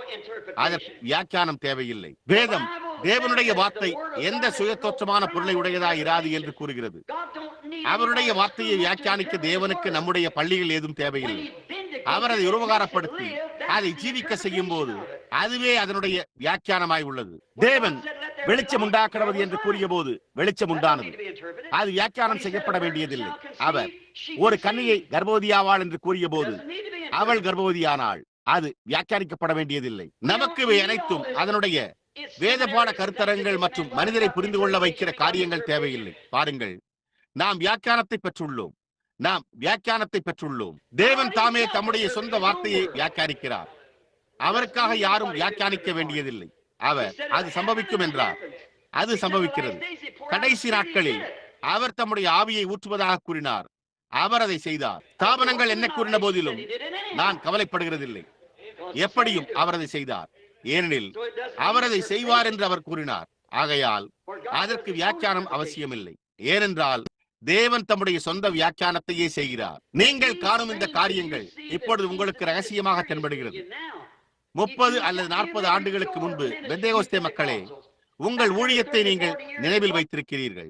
இது இன்றைக்கும் உங்களுக்கு உள்ளது போலவே மெத்தோடிஸ்ட் மற்றும் பாப்டிஸ்ட் சபைக்கு அவ்வளவு ரகசியமாக இருந்தது. ஆனால் இப்பொழுது அதை வார்த்தையில் கண்டறியலாம். நீங்கள் அவைகளை காண்பிக்க முயற்சித்தது போல நானும் உங்களுக்கு காண்பிக்க முயற்சித்துக் கொண்டிருக்கிறேன். அதன் பின்னர் தேவன் திரும்பி அது அவண்ணமாய் உள்ளது என்று வார்த்தையில் கூறுவாரேயானால், அது அவண்ணமாய் இருப்பதை அப்பொழுது அது உறுதிப்படுத்தினால் அது தேவனுடைய சொந்த வியாக்கியானமாய் உள்ளது. உங்களுக்காக யாரும் வியாக்கியானிக்க வேண்டியதில்லை. இப்பொழுது ஆகார் சற்று என்பதன் மூலம் நீங்கள் அதிலிருந்து ஒரு வார்த்தையும் எடுத்து போட முடியாது என்பதை நினைவில் கொள்ளுங்கள். இயேசு வெளிப்படுத்தின விசேஷத்தில் புத்தகத்தின் முடிவிலே கூறினார். புத்தகத்தின் முதலாம் பாகத்தில் கிறிஸ்து வார்த்தையிலிருந்து ஒரு துண்டை எடுத்து போடுகிற எந்த மனிதனும் என்றார். நாம் பெற்றிருந்த ஒவ்வொரு சுகவீனத்திற்கும் மரணத்திற்கும் ஒரு வார்த்தை மாத்திரம் தவறாக வியாக்கியானிக்கப்பட்டதே காரணமாகும். பாருங்கள், பரிசுத்தமான தேவன் கீழ்நோக்கி பார்த்தார். ஒரு வார்த்தையை சற்று தவறாக வியாக்கியானித்ததே இந்த குழப்பம் எல்லாவற்றுக்கும் காரணமாயிருந்தது. அந்த உன்னதமான வார்த்தைக்கு விரோதமான இந்த ஒரு சிறு காரியமே இந்த எல்லா குழப்பத்திற்கும் காரணமாயிருந்தது. இந்த பயங்கரமான காரியத்தை அவரோடு ஒப்புரவாக்கும்படியாக தம்முடைய சொந்த குமாரன் பாடுபட்டு ரத்தம் சிந்தி மரித்தார். முழு வார்த்தையையும் கடைபிடிப்பதை காட்டிலும் குறைவான ஒன்றை நாம் எப்படி பெற்றுக் கொள்ளப் போகிறோம்? பாருங்கள், நீங்கள் சகோதரன் பிரணாம், அது ஆதியாகமத்தில் இருந்தது என்று கூறினீர்கள். நான் அதை உணர்ந்தேன். பாருங்கள், ஆனால் வெளிப்படுத்தின விசேஷம் அது புத்தகத்தின் கடைசி பாகமாக இருக்கிறது என்பதை நான் உங்களுக்கு கூறட்டும். இந்த தீர்க்கதரிசன புஸ்தகத்திலிருந்து ஒரு வார்த்தையை எடுத்து போட்டால் அல்லது அதனோடு ஒரு வார்த்தையை கூட்டினால் ஜீவ புஸ்தகத்திலிருந்து அவனுடைய பங்கு எடுத்து போடப்படும். இயேசு புத்தகத்தின் நடுவில் கூறினாரே, உங்கள் 3 சாட்சிகள் மீண்டும் உள்ளனர். ஆதியாகமம், புதிய ஏற்பாடு மற்றும் இன்றைய நாள். இயேசு மனுஷன் அப்பத்தினாலே மாத்திரமல்ல, தேவனுடைய வாயிலிருந்து புறப்படுகிற ஒவ்வொரு வார்த்தையினாலும் பிழைப்பான் என்றார். பாருங்கள், அவர் அதை பொருட்படுத்தி கூறவில்லை. அவர் வேத சாஸ்திரிகளாய் இருந்த மிக உயர்ந்த ஜனங்களிடத்தில் பேசிக் கொண்டிருந்தார். அந்த ஆசாரியர்கள், அவர்களுடைய பூட்டனாரின் பூட்டனாரும் பெரிய பாட்டனார்களும் ஆசாரியர்களாய் இருக்க வேண்டியதாய் இருந்தது. அதை குறித்த ஒரு வார்த்தையை தவறாக புரிந்து கொண்டால் ஏன், அது முற்றிலும் ஒரு மரண தண்டனையாய் இருந்தது. அவர்கள் கல்லெறியப்பட வேண்டியதாய் இருந்தது. ஏனென்றால் ஒரு வார்த்தை தவறி போனது. ஆனால் அவர்கள் அதை குறித்த தவறான வியாக்கியானத்தை கொண்டிருந்தனர். ஆகையால் வார்த்தை தாமே தேவன் மேசியாவை அனுப்புவதாக வாக்களித்த போது அது உள்ளே வரும் என்று அவர் வாக்குத்தத்தம் செய்திருந்த அதே துணியில் அதை அனுப்பினார். அது சுற்றப்படுவதற்காக அவர்கள் ஒரு வித்தியாசமான துணியை வைத்திருந்தனர்.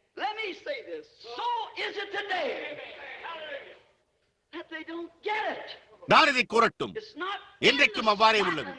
அவர்கள் அதை புரிந்து கொள்ளவில்லை. அது ஸ்தாபன கொள்கையிலோ அல்லது அறிவாற்றல் கொண்டோ அல்ல.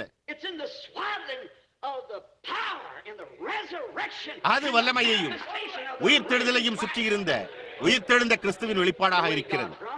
தேவன் அதை வாக்குத்தத்தம் பண்ணின விதமாகவே, அதை குறித்து ஜனங்களுடைய சிந்தனைகளில் இருந்த விதமாகவே அல்ல. இப்பொழுது ஆகார் ஒரு சிறு வித்தியாசத்தினால் ஸ்திரீயினூடாக, இப்பொழுது ஆபிரகாமின் மூலமாக அல்ல, ஆபிரகாம் அதை செய்ய விரும்பவில்லை. ஆனால் தேவன் அவன் அதை செய்ய அனுமதித்தார். ஏனென்றால் அவன் அதே காரியம் அவர் பிழையாமை செய்ய அனுமதித்தார். இப்பொழுது கவனியுங்கள், அதனோடு சற்று வித்தியாசப்பட்டதன் மூலம் அவள் இஸ்மவேலை பிறப்பித்தாள். அவன் ஒரு காட்டு மனிதனாய் இருந்தான், ஒருபோதும் ஜெயங்கொள்ளவே இல்லை. அவன் தன்னுடைய வில்லை கொண்டு வாழ்ந்தான். அவன் ஒரு காட்டு மனிதனாய் இருந்தான். அவன் இன்றைக்கு இன்னமும் இருக்கிறான். இப்பொழுது சாராள் பட்டுக்குஞ்சம் இல்லை, மகரந்த பொடி. சாராள் வாக்குதத்தின் உண்மையான மனைவி ஒரு கனிவான மனிதனை பிறப்பிக்கிறாள். அதுவே வாக்குத்தத்தம் பண்ணப்பட்ட ஒரு தேசத்தை கொண்டு வந்தது. இப்பொழுது ஆனால் மரியாளோ பாலுறவு அல்ல, ஆனால் ஒரு வாக்குதத்தின் மூலமாக ஆபிரகாம் தேவனிடமிருந்து வாக்குதத்தை பெற்றுக் கொண்டது போல தேவனுடைய வார்த்தை. ஆனால் இதோ கர்த்தருடைய அடிமை என்ற வாக்குதத்தை விசுவாசித்தாள். பாருங்கள், ஒரு தண்டை அல்ல, மூல வித்தை. ஏனென்றால் அவர் ஆபிரகாம் விசுவாசித்த, மரியாளும் விசுவாசித்த வார்த்தையாயிருந்தார்.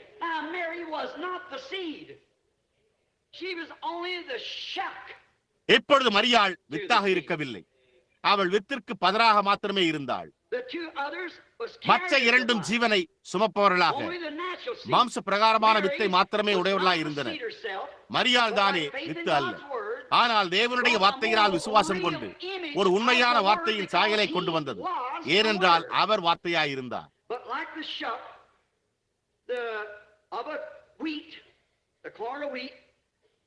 ஆனால் பதரை ஒரு கோதுமை மணியை போல, ஒரு கோதுமை மணியை போல பதர் கோதுமையை அதனுள் அடக்கி வைத்துக் கொண்டு அது தானாகவே செல்ல முடியும் வரை அல்லது முதிர்ச்சி அடையும் வரை அதை பாதுகாக்கிறது. பார்த்தீர்களா? அதன் பின்னர் அந்த வித்து தானே அவளை விட்டு சென்றது. அந்த வித்து அவளுடைய கர்ப்பத்தில் இருந்தது போல அவள் வித்து அல்ல, அவள் வித்தை உற்பத்தி செய்யவில்லை. தேவன் வித்தாயிருக்கிறார். அப்பொழுது இருந்த ரத்தம், யூத ரத்தத்தினால் நாம் ரட்சிக்கப்பட்டோம் என்று அநேக ஜனங்கள் நினைக்கின்றனர். மேலும் அவர்களில் சிலர், சரி, புறஜாதிகள் மூலம் நமக்கு உரிமை கிடைத்தது. ஏனென்றால் ராகாப் என்னும் வேசியும் மோவாபியனாகிய ரூத் போன்றவர்களும் அவர்கள் புறஜாதிகளாய் இருந்தனர் என்றனர். உங்களுக்கு அதை குறித்து எந்த உரிமையும் கிடையாது, எந்த ஒரு உரிமையும் கிடையாது. அவர் யூதனும் அல்ல, புறஜாதியும் அல்ல. அவர் தேவனாய், லோகாசாய், தேவனிடத்திலிருந்து புறப்பட்ட வார்த்தையாய் இருந்தார்.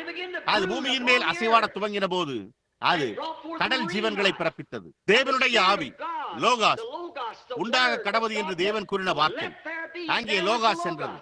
அது வார்த்தையாய் உள்ளது. வார்த்தை ஏனென்றால் இவை யாவும் லோகாஸில் இருந்தன. தேவனுடைய முழு வார்த்தையும் முழு வேதாகமும் ஒவ்வொரு காலத்திற்காகவுமே. லோகாஸ் பூமியின் மேல் சுவாசிக்க துவங்கின போது அங்கே கடல் ஜீவன்கள் தோன்றின. பறவை ஜீவனையும் மிருக ஜீவனையும் உருவாக்குகிறது. இறுதியாக பிரதிநிதித்துவத்தில் ஏதோ ஒன்று வந்தது, அல்லது அதன் மேல் அசைவாடி அதை போன்ற காரியத்தை கொண்டு வந்தது போன்று காணப்பட்டது. தேவன், தேவனுடைய சாயலான ஒரு மனிதன் விதை விழ வேண்டியது போல அந்த மனிதன் விழுந்தான். வீழ்ந்த பிறகு அதன் பின்னரே தேவன் அதன் மேல் அசைவாட தொடங்குகிறார். அவர் ஒரு ஏனோக்கை கொண்டு வந்தார், அவர் ஒரு எலியாவை கொண்டு வந்தார், அவர் ஒரு மோசேயை கொண்டு வந்தார், அவர் தீர்க்கதரிசிக்கு பின் தீர்க்கதரிசியை கொண்டு வந்தார். மீண்டும் அந்த சாயலை திரும்பளிக்க முயற்சிக்கவே. மேலும் இறுதியாக தேவனுடைய அசலான சாயல் மீண்டும் பூமியின் மேல் வந்தது. அது தேவனாய் இருந்தது. லோகாஸ் மாம்சமாகி நமக்கு மத்தியில் வாசம் செய்தார். எப்பொழுது அதே லோகாஸ் ஒரு பாகத்தை உடையதாய் உள்ளது. அவர் ஒரு மனவாட்டியை உடையவராய் இருக்கிறார். அதே லோகாஸ் மாற்ற முடியாத இந்த வார்த்தையானது இன்றைக்கு சபைகளின் மேல் அசைவாடி வார்த்தையை அதனுடைய முழு வெளிப்படுத்தலுக்கு திரும்ப கொண்டு வர முயற்சித்துக் கொண்டிருக்கிறது. தீர்க்கதரிசிகள் அந்த வித்தை சுமந்து செல்பவர்களாக இருந்தனர். சபை ஸ்தாபனங்கள் இப்பொழுது அந்த வித்தை சுமந்து செல்பவர்களாக இருந்து வருகின்றன. இப்பொழுது கவனியுங்கள் துரிதமாக. ஆனால் 16 பற்றிக் கொண்டிருப்பது போல இப்பொழுது வித்து பிடித்துக் கொண்டிருக்கிறது. அதன் பின்னர் அது வித்தை விட்டு செல்கிறது.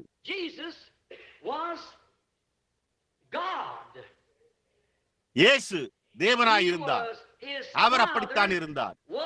அவருடைய பிதாவே மகத்தான லோகாசாய் தானே இருந்தார். மோசே ஒரு தீர்க்கதரிசியாய் இருந்தபடியால் அவரால் அவை எல்லாவற்றையும் அவனுக்குள் ஊற்ற முடியவில்லை. கர்த்தருடைய வார்த்தை எப்பொழுதுமே ஒருபோதும் தவறி போவதில்லை. தீர்க்கதரிசியினிடத்தில் வருகிறது. வார்த்தையின் சரியான வியாக்கியானம் ஒரு வேத சாஸ்திரியிடம் வருகிறது என்று வேதாகமத்தில் எந்த இடத்திலும் இல்லை, எந்த காலத்திலும் இல்லை. அல்லது வேதாகம காலத்தில் இருந்ததே இல்லை. அது வேத வாக்கியங்களில் இல்லை. பரிசேயர்களும் சதுசேயர்களும் ஒருபோதும் அவ்வாறு செய்ததில்லை. அவர்களில் எவரிடத்திலிருந்தும் தேவன் ஒரு தீர்க்கதரிசியும் எழுப்பவில்லை. எந்த கடைசி நாட்களிலும் அவர் ஒருபோதும் எழுப்பவில்லை. அவர்கள் அதை எழுப்பின உடனே அவர்கள் யாவரும் ஒன்று சேர்ந்து அதிலிருந்து ஒரு ஸ்தாபனத்தை உண்டாக்கி கொண்டால் அது அங்கே மரித்து விடுகிறது. ஆனால் ஒரு நோக்கத்திற்காகவே அவர் இதை செய்தார். நாம் அதை விளக்க முயற்சிப்போம். தேவன் நமக்கு உதவி செய்வார்.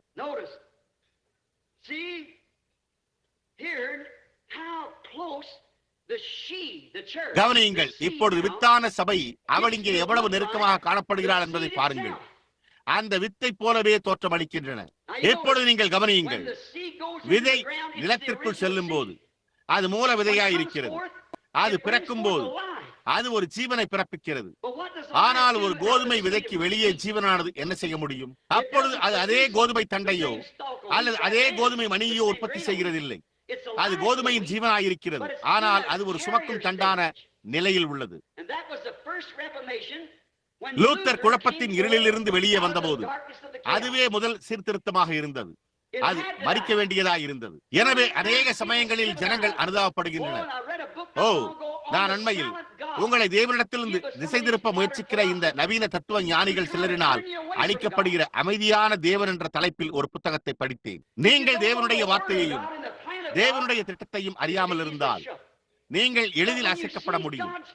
ஆனால் நீங்கள் தேவனுடைய திட்டத்தை, அவருடைய திட்டத்தை காணும் போது அப்பொழுது விசுவாசத்தினாலே அது தேவன் என்பதை நீங்கள் அறிந்து கொள்கிறீர்கள். தேவன் தம்மை அடையாளம் காட்டி மற்ற காலங்களில் அவர் செய்ததையே செய்து சஞ்சரித்து நிரூபித்து வருகிறார். அந்த காரணத்தினால்தான் மோசேயை அசைக்க முடியவில்லை. அவன் தேவனோடு முகமுகமாய் பேசினான்.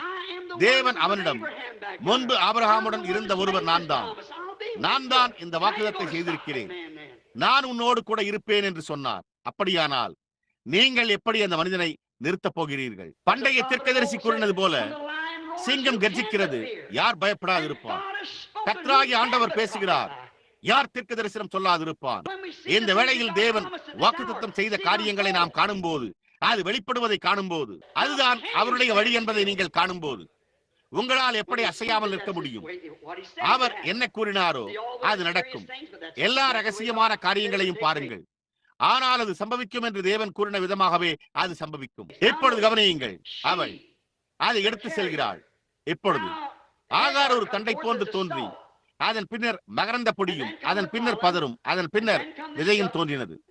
இப்பொழுது இந்த சுமந்து செல்பவைகளை கவனியுங்கள். நீங்கள் முதலில் கவனிக்க வேண்டும் என்று நான் விரும்புகிறேன்.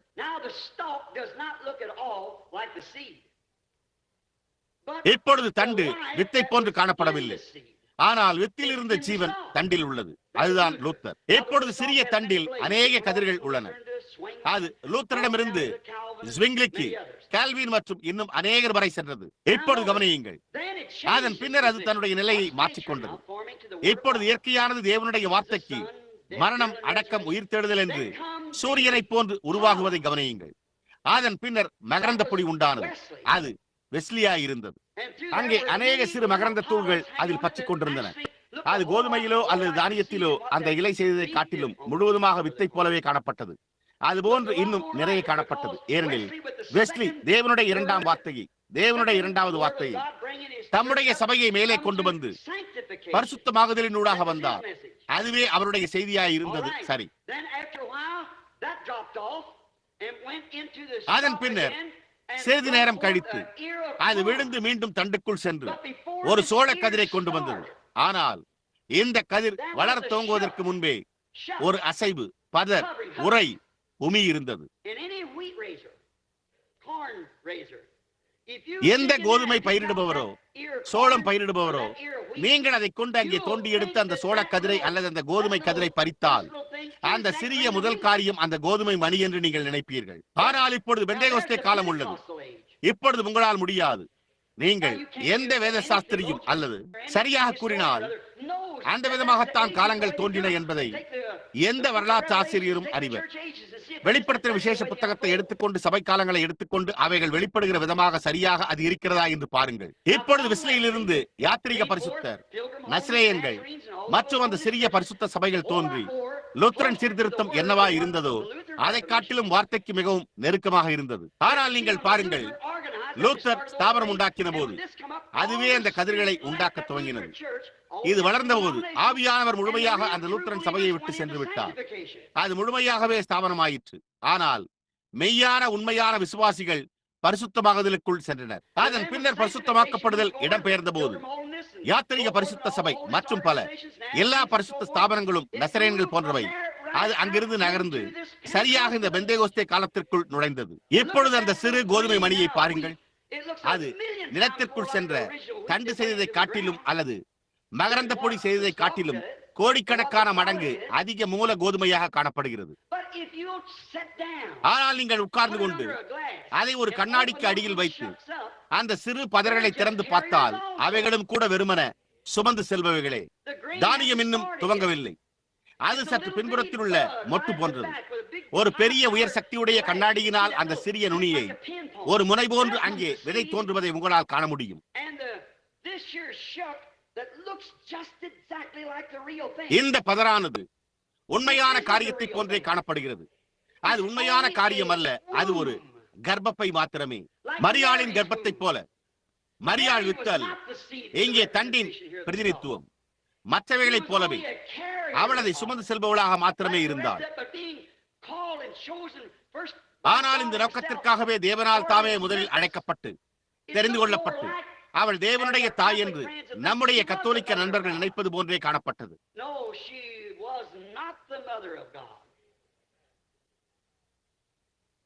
இல்லை, அவள் தேவனுடைய தாயா இருக்கவில்லை. அவள் தேவனுடைய வித்தும் அல்ல. பெண் முட்டையை உற்பத்தி செய்கிறாள். தேவன் ஜீவனை உற்பத்தி செய்கிறார். செந்நிற ரத்தானு ரத்தம் ஆண் பாலினத்தில் உள்ளது. ஒரு கோழி ஒரு முட்டையிடலாம் அல்லது ஒரு பறவை ஒரு முட்டையிடலாம். வசந்த காலத்தில் தன்னுடைய கூட்டை கட்டலாம். ஆனால் அந்த பெண் பறவை ஆண் பறவையோடு இருக்கவில்லை என்றால் அது குஞ்சு பொரிக்காது. அது மரித்து விடுகிறது, அது கூட்டிலேயே அழுகிவிடும். நான் அடிக்கடி கூறினது போல இன்றைக்கு சபைகளோடு உள்ள காரியமும் அதுதான். அவைகள் கூட்டிலேயே அழுகிக் கொண்டு மெத்தோடிஸ்டுகள், பாப்டிஸ்டுகள், பெந்தேகோஸ்தேக்கள் என்பது போன்று அழைக்கப்படுகின்றன. அவைதாமே வார்த்தையோடு தொடர்பு கொள்ளவில்லை என்றால் அவைகள் தங்களுடைய ஸ்தாபனத்தில் கூட்டுக்குள்ளாகவே அழுகிவிடும். இப்பொழுது அவர்களில் சிலர் கூறுகிறார்கள், புராட்டஸ்டன்ட்கள் ஏறக்குறைய மரியாளே முட்டையை பிறப்பித்ததாக நம்புகின்றனர். அது அவ்வாறு இருக்குமானால் நீங்கள் யெகோவா தேவனை என்ன செய்ய வைக்கிறீர்கள் என்று பாருங்கள். ஒரு உணர்ச்சியின்றி முட்டையை உற்பத்தி செய்ய முடியாது. எனவே நீங்கள் பாருங்கள், தேவன் முட்டையையும் விந்தணுவையும் உண்டாக்கினார். அவர் மரியாளின் கர்ப்பத்தில் இரண்டையுமே சிருஷ்டித்தார். அந்த மனிதன் தேவனே என்று வேறல்ல, தேவன் தாமே மாம்சமாகின மத்தியில் வாசம் பண்ணினார். இம்மானுவேல் வெறுமன ஒரு அருமையான மனிதனோ ஒரு தீர்க்கதரிசியோ அல்ல. அவர் அருமையான மனிதனும் தீர்க்கதரிசியுமாய் இருந்தார். ஒரு போதகர் அல்ல, ஒரு வேதசாஸ்திரி அல்ல. அவர் அந்த எல்லா காரியங்களிலும் இருந்திருக்கலாம். அவர் எல்லாவற்றிலும் எல்லாவுமாக இருந்தார். ஆனால் அவர் எல்லாவற்றுக்கும் மேலாக அவர் தேவனாக இருந்தார். வேதம் நாம் தேவனுடைய இரத்தத்தினால் ரட்சிக்கப்பட்டிருக்கிறோம் என்று கூறியுள்ளது. தேவன் தாமே ஒரு மூன்றாம் நபரோ அல்லது இரண்டாவது நபரோ அல்ல. அந்த நபர் தேவன் தாமே, மகத்தான யெகோவா மரியாளின் மேல் நிழலிட்டார். சிருஷ்டிகரையும் இரத்த அணுவையும் ஜீவனையும் முட்டையையும் சிருஷ்டித்தார். நீங்கள் ஒரு யூதன் அதை அறிந்து கொள்ள செய்ய முடிந்தால் மேசியா யார் என்பதை அவன் அறிந்து கொள்வான். அந்த ஜான் ரயன் அங்கே பென்டன் ஆர்பரில் 40 வருடங்களாக கூட இருந்து சுகமடைந்த போது அந்த ரபி என்னிடம் கேட்டார். அவர் கூறினார், நான் அவரோடு ஒரு நேர்காணல் நடத்தினேன். அவர், நீங்கள் தேவனை 3 துண்டுகளாக வெட்டி அவரை ஒரு யூதனுக்கு கொடுக்க முடியாது என்றார். நான், அவர்களில் சிலர் அவ்வாறு செய்கிறார்கள், ஆனால் நாங்கள் தேவனை 3 துண்டுகளாக வெட்டுகிறதில்லை என்றேன். நான், நீங்கள் தீர்க்கதரிசிகளை விசுவாசிக்கிறீர்களா என்று கேட்டேன். அவர், நிச்சயமாகவே தீர்க்கதரிசிகளை விசுவாசிக்கிறேன் என்றார். அதற்கு நான், ஏசாயா 9:6 நமக்கு ஒரு பாலகன் பிறந்தார் என்று யாரை குறித்து ஏசாயா கூறினார் என்று கேட்டேன். அவர், ஏன் அது மேசியாவா இருந்தது என்றார். நான், மேசியா தேவனுக்கு என்ன உறவா இருப்பார் என்று கேட்டேன். அது தீர்வை உண்டாக்கிவிட்டது. நான், இப்பொழுது என்றேன். அவர் தேவனாயிருப்பார் என்றார். நான், முற்றிலும் சரி, அவருடைய நாமம் ஆலோசனை கர்த்தா, சமாதான பிரபு, வல்லமையுள்ள தேவன், நித்திய பிதா எனப்படும் என்று கூறினேன். அங்கேதான் ஒருத்துவம் அதை தவறவிட்டது. அங்கேதான் திருத்துவம் அதை தவறவிட்டது. சாலையின் இருபுறங்களிலுமே. ஆனால் சரியான இடத்திரமானது இடையில் உள்ளது. தேவன் தம்முடைய சொந்த பிதாவாக இருக்க முடிந்தால், இயேசு தம்முடைய சொந்த பிதாவாக இருந்திருந்தால் அவரால் அப்படி இருக்க முடியாது. தேவனை தவிர அவருக்கு வேறொரு பிதா இருந்திருந்தால், பரிசுத்த ஆவி அவருடைய பிதா என்று வேதம் கூறியிருந்தால், அவை இரண்டும் வெவ்வேறு ஆவிகளாய் இருந்தால் அவர் ஒரு முறை தவறி பிறந்த பிள்ளையாய் இருந்திருப்பார். அது உண்மை. அவருடைய பிதா யார்? தேவனா அல்லது பரிசுத்த ஆவியா? நீங்கள் ஒன்றை கூறினால் நீங்கள் எவ்வளவு சங்கடப்பட போகிறீர்கள் என்பதை கவனியுங்கள்.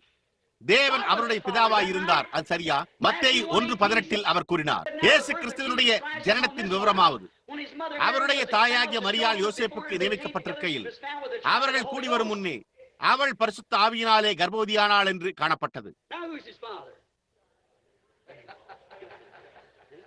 இப்பொழுது அவருடைய பிதா யார்? பாருங்கள், நான் என்ன கூறுகிறேன் என்று புரிகிறதா? கவனியுங்கள். அவள் புருஷனாகிய யோசேப்பு நீதிமானாய் இருந்து அவளை அவமானப்படுத்த மனதில்லாமல் ரகசியமாய் அவளை தள்ளிவிட யோசனையாயிருந்தான். அவர் இப்படி சிந்தித்துக் கொண்டிருக்கையில் கர்த்தருடைய தூதன் சொப்பனத்தில் அவனுக்கு காணப்பட்டு, தாவீதின் குமாரனாகிய யோசேப்பே, உன் மனைவியாகிய மரியாளை சேர்த்துக் கொள்ள ஐயப்படாதே, அவளிடத்தில் உற்பத்தியாய் இருக்கிறது. பிதாவாகிய தேவன் அவருடைய பிதாவாய் இருந்தார் என்று அவர்கள் கூறினர் என்று நான் நினைத்தேன்.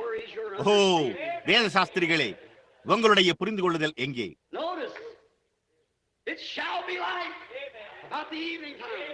கவனியுங்கள், சாயங்கால நேரத்தில் வெளிச்சம் உண்டாகும். உண்மையான வித்து மரியாளிடத்தில் இருந்து தோன்றினது, ஆனால் அது அவளுடைய வித்து அல்ல. அது தேவனுடைய வாக்குத்தத்தமாய் இருந்தது. அவள், இதோ ஆண்டவருக்கு அடிமை என்று கூறினாள். ஜீவனை சுமப்பவர்கள் ஸ்திரீகளாய் இருந்தனர். இப்பொழுது மரியாளே, வித்து மிக அருகாமையில் உள்ளது. ஆகார் அதை ஒரு தாறுமாறான வழியில் பெற்றுக்கொள்ள வேண்டியதாக இருந்தது. சாராள் அந்த காரியத்தை சந்தேகித்து அதை ஒரு மாம்ச பிரகாரமான சந்ததிக்கு பாலியல் இச்சைக்கு கொண்டு வந்தாள். ஆனால் மரியாளோ எந்தவித பால் உணர்வும் இன்றி வார்த்தையை விசுவாசித்தாள். அந்த வார்த்தை மாம்சமானது. ஆனால் கவனியுங்கள், மரியாள் மிக அருகாமையில் இருந்ததால் அவள் அந்த வித்தை தன்னுடைய கர்ப்பத்தில் வைத்திருந்தாள். அது அவளுடைய வித்தாய் இருக்கும் என்பது போன்று காணப்பட்டது. பெந்தேகோஸ்தேயினரும் அவ்வாறே உள்ளனர். நான் இக்காலத்திற்கு வரப்போகிறேன். ஆனால் நினைவிருக்கட்டும், இயேசு மத்தேயு 24 அதிகாரம் 24 வசனத்தில் கடைசி நாட்களில் 2 ஆவிகள் என்றார். இப்பொழுது ஆரம்ப நாட்களில் அல்ல, பிந்தைய காலங்களில்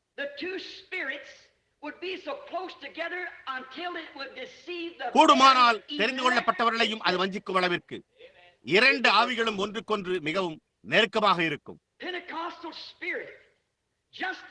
பெந்தேகோஸ்தே ஆவி உண்மையான காரியத்தைப் போலவே கூடுமானால் தெரிந்து கொள்ளப்பட்டவர்களையும் அது வஞ்சிக்கும்படிக்கு மிகவும் பரிபூர்ணமாய் உள்ளது.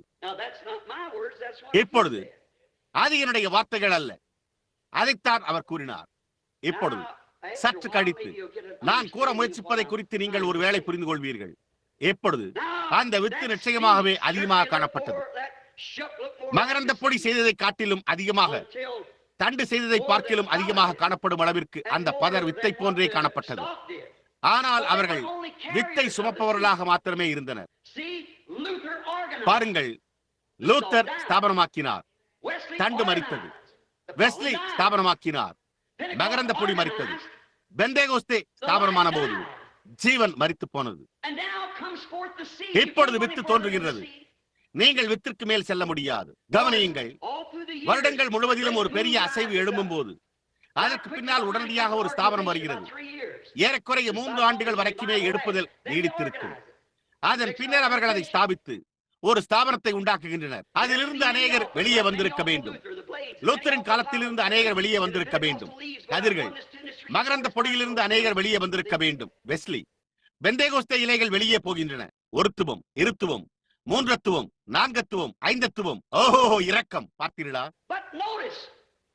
ஆனால் கவனியுங்கள், இயேசு கிறிஸ்து வெளிப்படுத்தப்பட்ட 20 ஆண்டுகளாகவே எந்த ஒரு அமைப்பும் கிளர்ந்தெழவில்லை. எந்த ஒன்றும் கிளர்ந்தெழாது. அது பின்மாறி அசைவை போலவும் மற்ற ஒவ்வொரு காரியத்தை போலவும் மறித்துவிடும். இது கடைசி காலம். இஸ்மவேல் ஈசாக்கோடே சுதந்திரவாளியாக இருக்க முடியாதது போலவே வித்தானது பதரோடு சுதந்திரவாளியாக இருக்காது. இப்பொழுது இங்கே பாருங்கள், அவள் எவ்வளவு அருகாமையில் இருக்கிறாள். வஞ்சிக்கும் அளவுக்கு அருகாமையில் இருக்கிறாள். லூத்தர், தண்டு, வெஸ்லி, பட்டுக்குஞ்சம், மரியாள், பதர் அல்லது கர்ப்பம் அல்லது பெந்தேகோஸ்தே. என்னால் எப்படி அந்த பதரின் மேல் சென்று உங்களுக்கு காண்பிக்க முடியும்? காலங்கள் தோறும் இப்பொழுது உள்ளதைப் போலவே அது ஒருபோதும் அவ்வளவு நெருங்கி இருக்கவில்லை. எல்லாமே சபை சபை. பாருங்கள், அவள், கவனியுங்கள், அவள் தான் ஆதியில் மூல வாக்குதத்தை சந்தேகித்தாள். அது தேவன் தம்முடைய வார்த்தையை திரும்ப எடுத்துக் கொள்ளவில்லை. இன்றைக்கு தேவன் தம்முடைய வார்த்தையை திரும்ப எடுத்துக் கொண்டிருக்கவில்லை. அவர் தம்முடைய மூல வார்த்தையை உறுதிப்படுத்திக் கொண்டிருக்கிறார். ஆனால் சாராளோ ஒருவேளை சந்தேகித்திருக்கலாம். நாங்கள் காத்துக் கொண்டிருக்கிறோம் என்றாள். இன்றைக்கு ஜனங்களோடு உள்ள காரியமும் அதுதான். நீங்கள் எதற்குள்ளாக ஏறிக்கொண்டிருக்கிறீர்கள் என்பதை நீங்கள் அறியாத ஒன்றுக்குள்ளாக நீங்கள் ஏற முயற்சித்துக் கொண்டிருக்கிறீர்கள். நீங்கள் என்ன செய்து கொண்டிருக்கிறீர்கள் என்பதை நீங்கள் அறிந்திருந்தால் ஒழிய நீங்கள் அதை எப்படி செய்ய போகிறீர்கள்? நீங்கள் கண்களை கட்டிக்கொண்டு நடக்கிறீர்களா? நீங்கள் என்ன செய்து கொண்டிருக்கிறீர்கள் என்பதை நீங்கள் அறியாத ஏதோ ஒரு காரியத்துக்குள் ஏற முயற்சித்தால் நீங்கள் விழுந்து போவீர்கள். குருடனுக்கு குருடன் வழிகாட்டினால் அவர்கள் இருவரும் குழியில் விழுவார்கள் என்று இயேசு அந்த மேற்கோளை கூறினார். ஆனால் இப்பொழுது நாம் வித்தின் நேரத்தில் நின்று கொண்டிருக்கிறோம். இப்பொழுது வித்து பிடித்துக் கொள்ளும். என்ன? அதை ஆதரிக்கும். வித்து அதை பற்றிக் கொள்ளுதலோடு ஒத்துழைக்கும். அதை பற்றிக்கொள். அந்த நோக்கத்திற்காகவே அது அங்கு அமைக்கப்பட்டிருந்தது. ஏனெனில் வசந்த காலத்தின் துவக்கத்தில் கோதுமையின் மேல் சூரியன் உதிக்கும் போது முழு இயற்கையும் பருவகால சுழற்சியினூடாகவும் நாளின் சுழற்சியினூடாகவும் ஒவ்வொரு காரியமும் தேவனோடு பரிபூர்ணமாக உருண்டோடுவதை கவனியுங்கள். இப்பொழுது அந்த உஷ்ணமான சூரியன் வித்தின் மேல் பிரகாசிக்க துவங்கும் போது அது வெளிப்படுகிறது. ஆனால் அந்த வித்தை மண்ணிலிருந்து தோன்ற செய்ய உலகம் ஒரு குறிப்பிட்ட நிலையில் இருக்க வேண்டும்.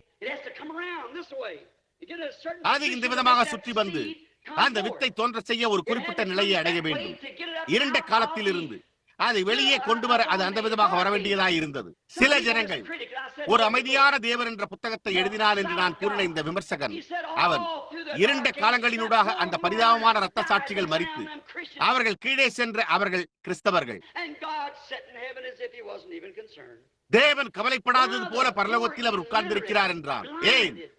ஏழை எழுத்தறிவில்லாத குருடாக்கப்பட்ட ஆவிக்குரிய குருடாக்கப்பட்ட மனிதனின் கண்கள் மாத்திரம் திறக்கப்பட்டால் நலமாயிருக்குமே.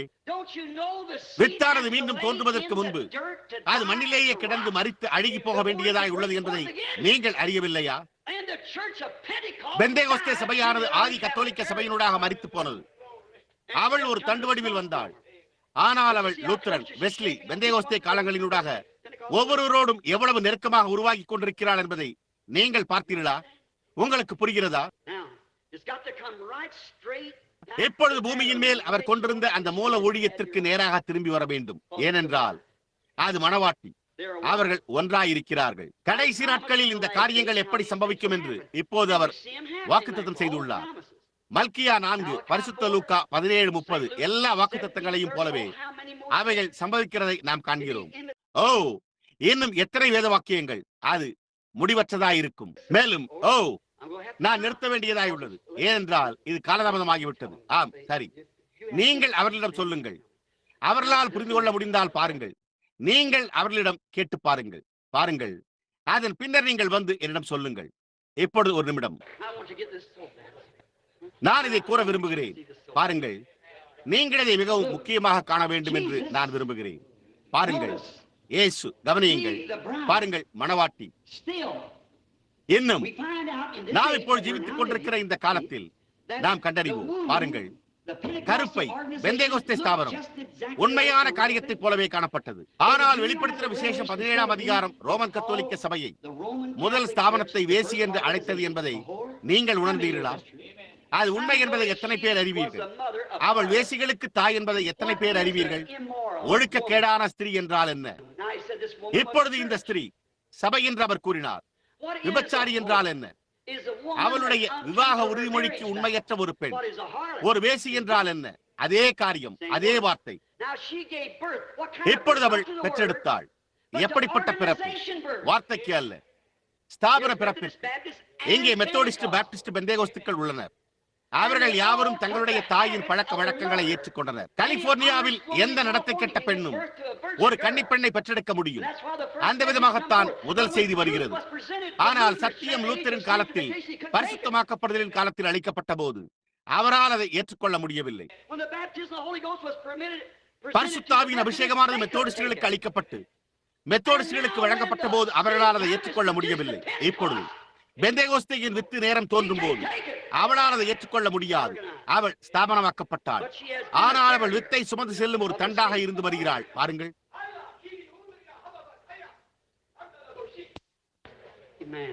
ஆமேன்.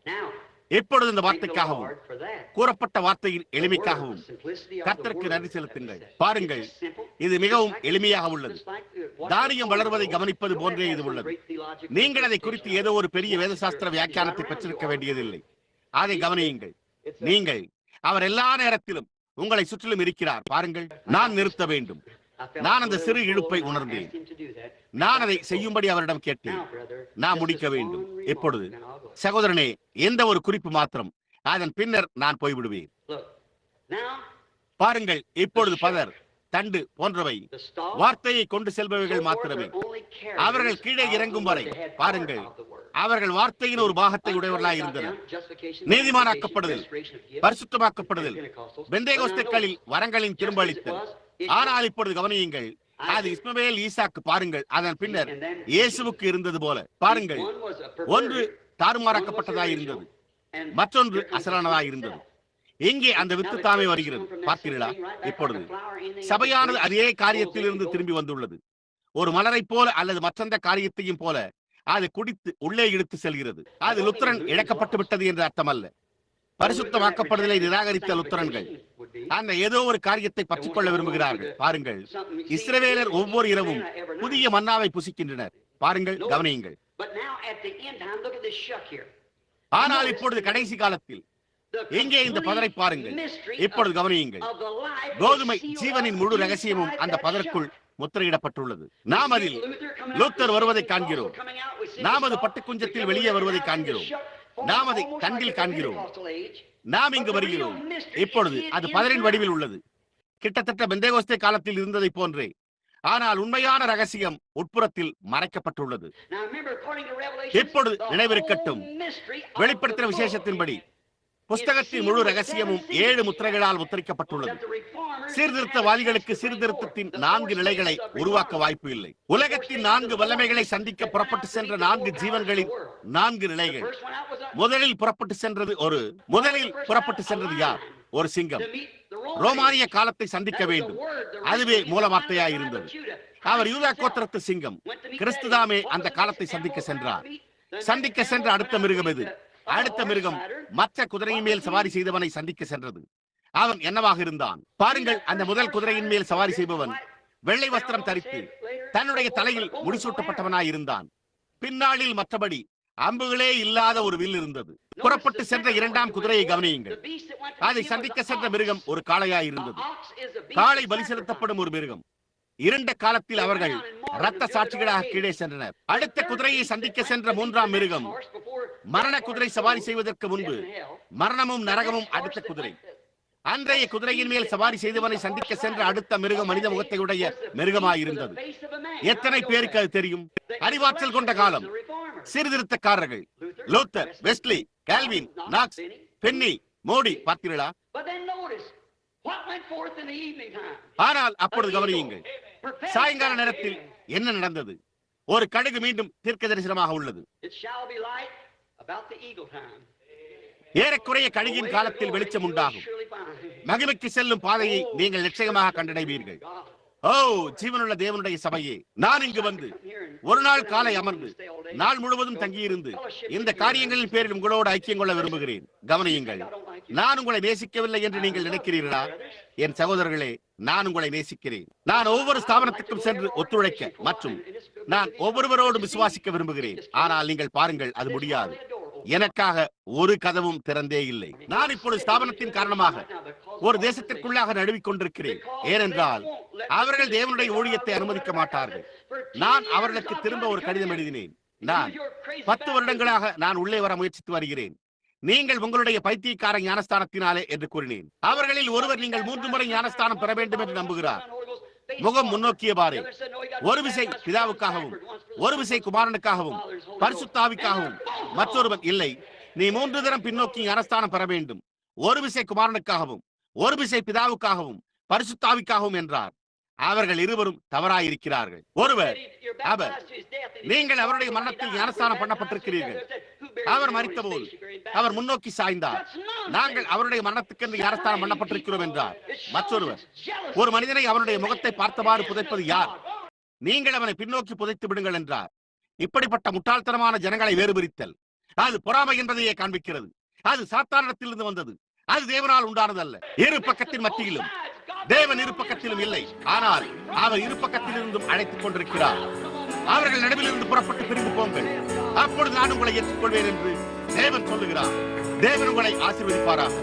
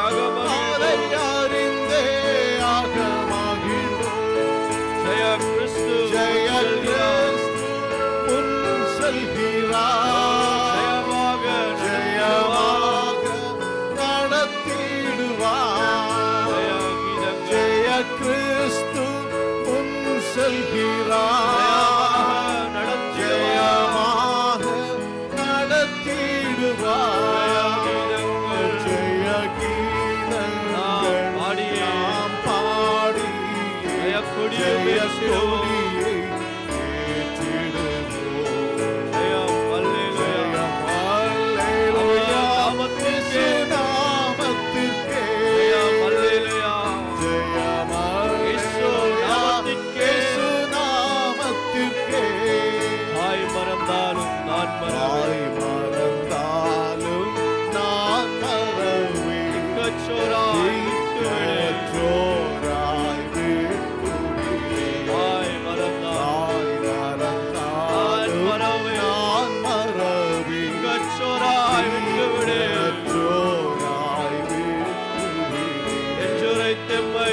தேற்றுகிறார்.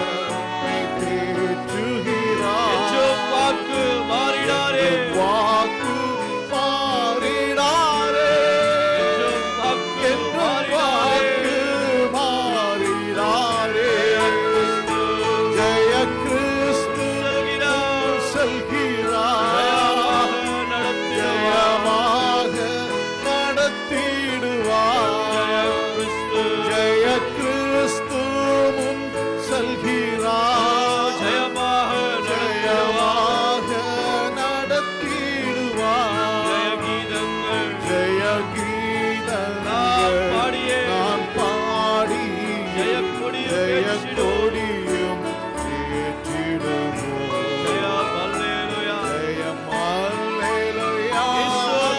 நாமத்திற்கே. அல்லேலூயா. இயேசு நாமத்திற்கே. மெய்ப்பனில்லாத ஆடுகளுக்கு நானே நல்ல மெய்ப்பன் என்றார். மெய்ப்பனில்லாத நானே நல்ல மெய்ப்பன் என்றார். இன்ப சத்தம் சென்றிடுவோம். பாதை காட்டிடுவார். பாதை காட்டிடுவார். பாதை காட்டிடுவார். பாதை காட்டிடுவார். ஜெய கிறிஸ்து முன் செல்கிறார். ஜெயமாக நடத்திடுவார். ஜெய கிறிஸ்து செல்கிறார். செல்கிறார். ஜெயமாக நடத்திடுவார். ஜெய கீதங்கள் நாம் பாடியே நாம் பாடி ஜெயக்கொடியும் ஜெயக்கொடியும் ஏற்றிடுவோம். ஏற்றிடுவோம். ஜெயம் அல்லேலூயா. ஜெயம் அல்லேலூயா. அவர் நாமத்திற்கே. ஜெயம் அல்லேலூயா. இயேசு நாமத்திற்கே. ஜெயம் அல்லேலூயா. இயேசு நாமத்திற்கே. சத்ருவின் கோட்டை சத்ருவின் கோட்டை தகர்த்தொழிய சத்தியம் நித்தியம் நிலைத்தோங்க. நித்தியம் நிலைத்தோங்க. சத்ருவின் கோட்டை தகர்த்தொழிய கோட்டை தகர்த்தொழிய சத்தியம் நித்தியம் நிலைத்தோங்க. நித்தியம் நிலைத்தோங்க. சாத்தானின் சேனை நடுங்கினார். சேனை நடுங்கிடவே நீ சாட்சி ஆர்ப்பரிப்போம். சாட்சி ஆர்ப்பரிப்போ. நீ சாட்சி ஆர்ப்பரிப்போம். சாட்சி ஆர்ப்பரிப்போ. ஜெய கிறிஸ்து ஜெய கிறிஸ்து செல்கிறார். செல்கிறார். ஜெயமாக நடத்திடுவார். ஜெயமாக நடத்திடுவார். ஜெய கிறிஸ்து ஜெய கிறிஸ்து செல்கிறார். செல்கிறார். ஜெயமாக நடத்திடுவார். ஜெயமாக நடத்திடுவார். ஜெய கீதங்கள் ஜெய கீதங்கள் நாம் பாடியே நாம் பாடி ஜெயக்கொடியும் ஜெய ஏற்றிடுவோம். கொடியும் ஏற்றிடுவோம். ஜெயம் அல்லேலூயா. ஜெயம் அல்லேலூயா. அவர் நாமத்திற்கே. நாமத்திற்கே. ஜெயம் அல்லேலூயா. ஜெயம் இயேசு அல்லேலூயா. நாமத்திற்கே. இயேசு நாமத்திற்கே. அரைத்திரை முற்றும் நீக்கிட அரைத்திரை முற்றும் நீங்கிடவே கர்த்தர் நம்மை கைவிடுவார். நம்மை அழுதிடுவார். அரைத்திரை முற்றும் நீக்கிடவே முற்றும் நீங்கிடவே கர்த்தர் நம்மை கழுவிடுவார். நம்மை கழுவிடுவார். வருகையில் எம்மை சேர்க்கும் வரை நம்மை சேர்க்கும் வரை வலுவாமல் காத்துக்கொள்வார். வலுவாமல் காத்திடுவார். வலுவாமல் காத்துக்கொள்வார். ஓ ஜெய கிறிஸ்து. ஜெய கிறிஸ்து முன் செல்கிறார். ஜெயமாக நடத்திடுவார்.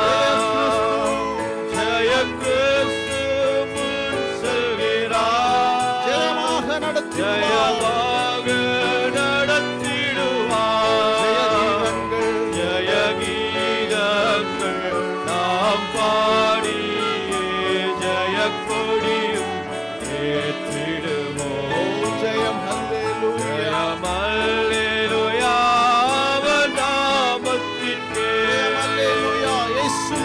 அல்லேலூயா இயேசு நாமத்திற்கே.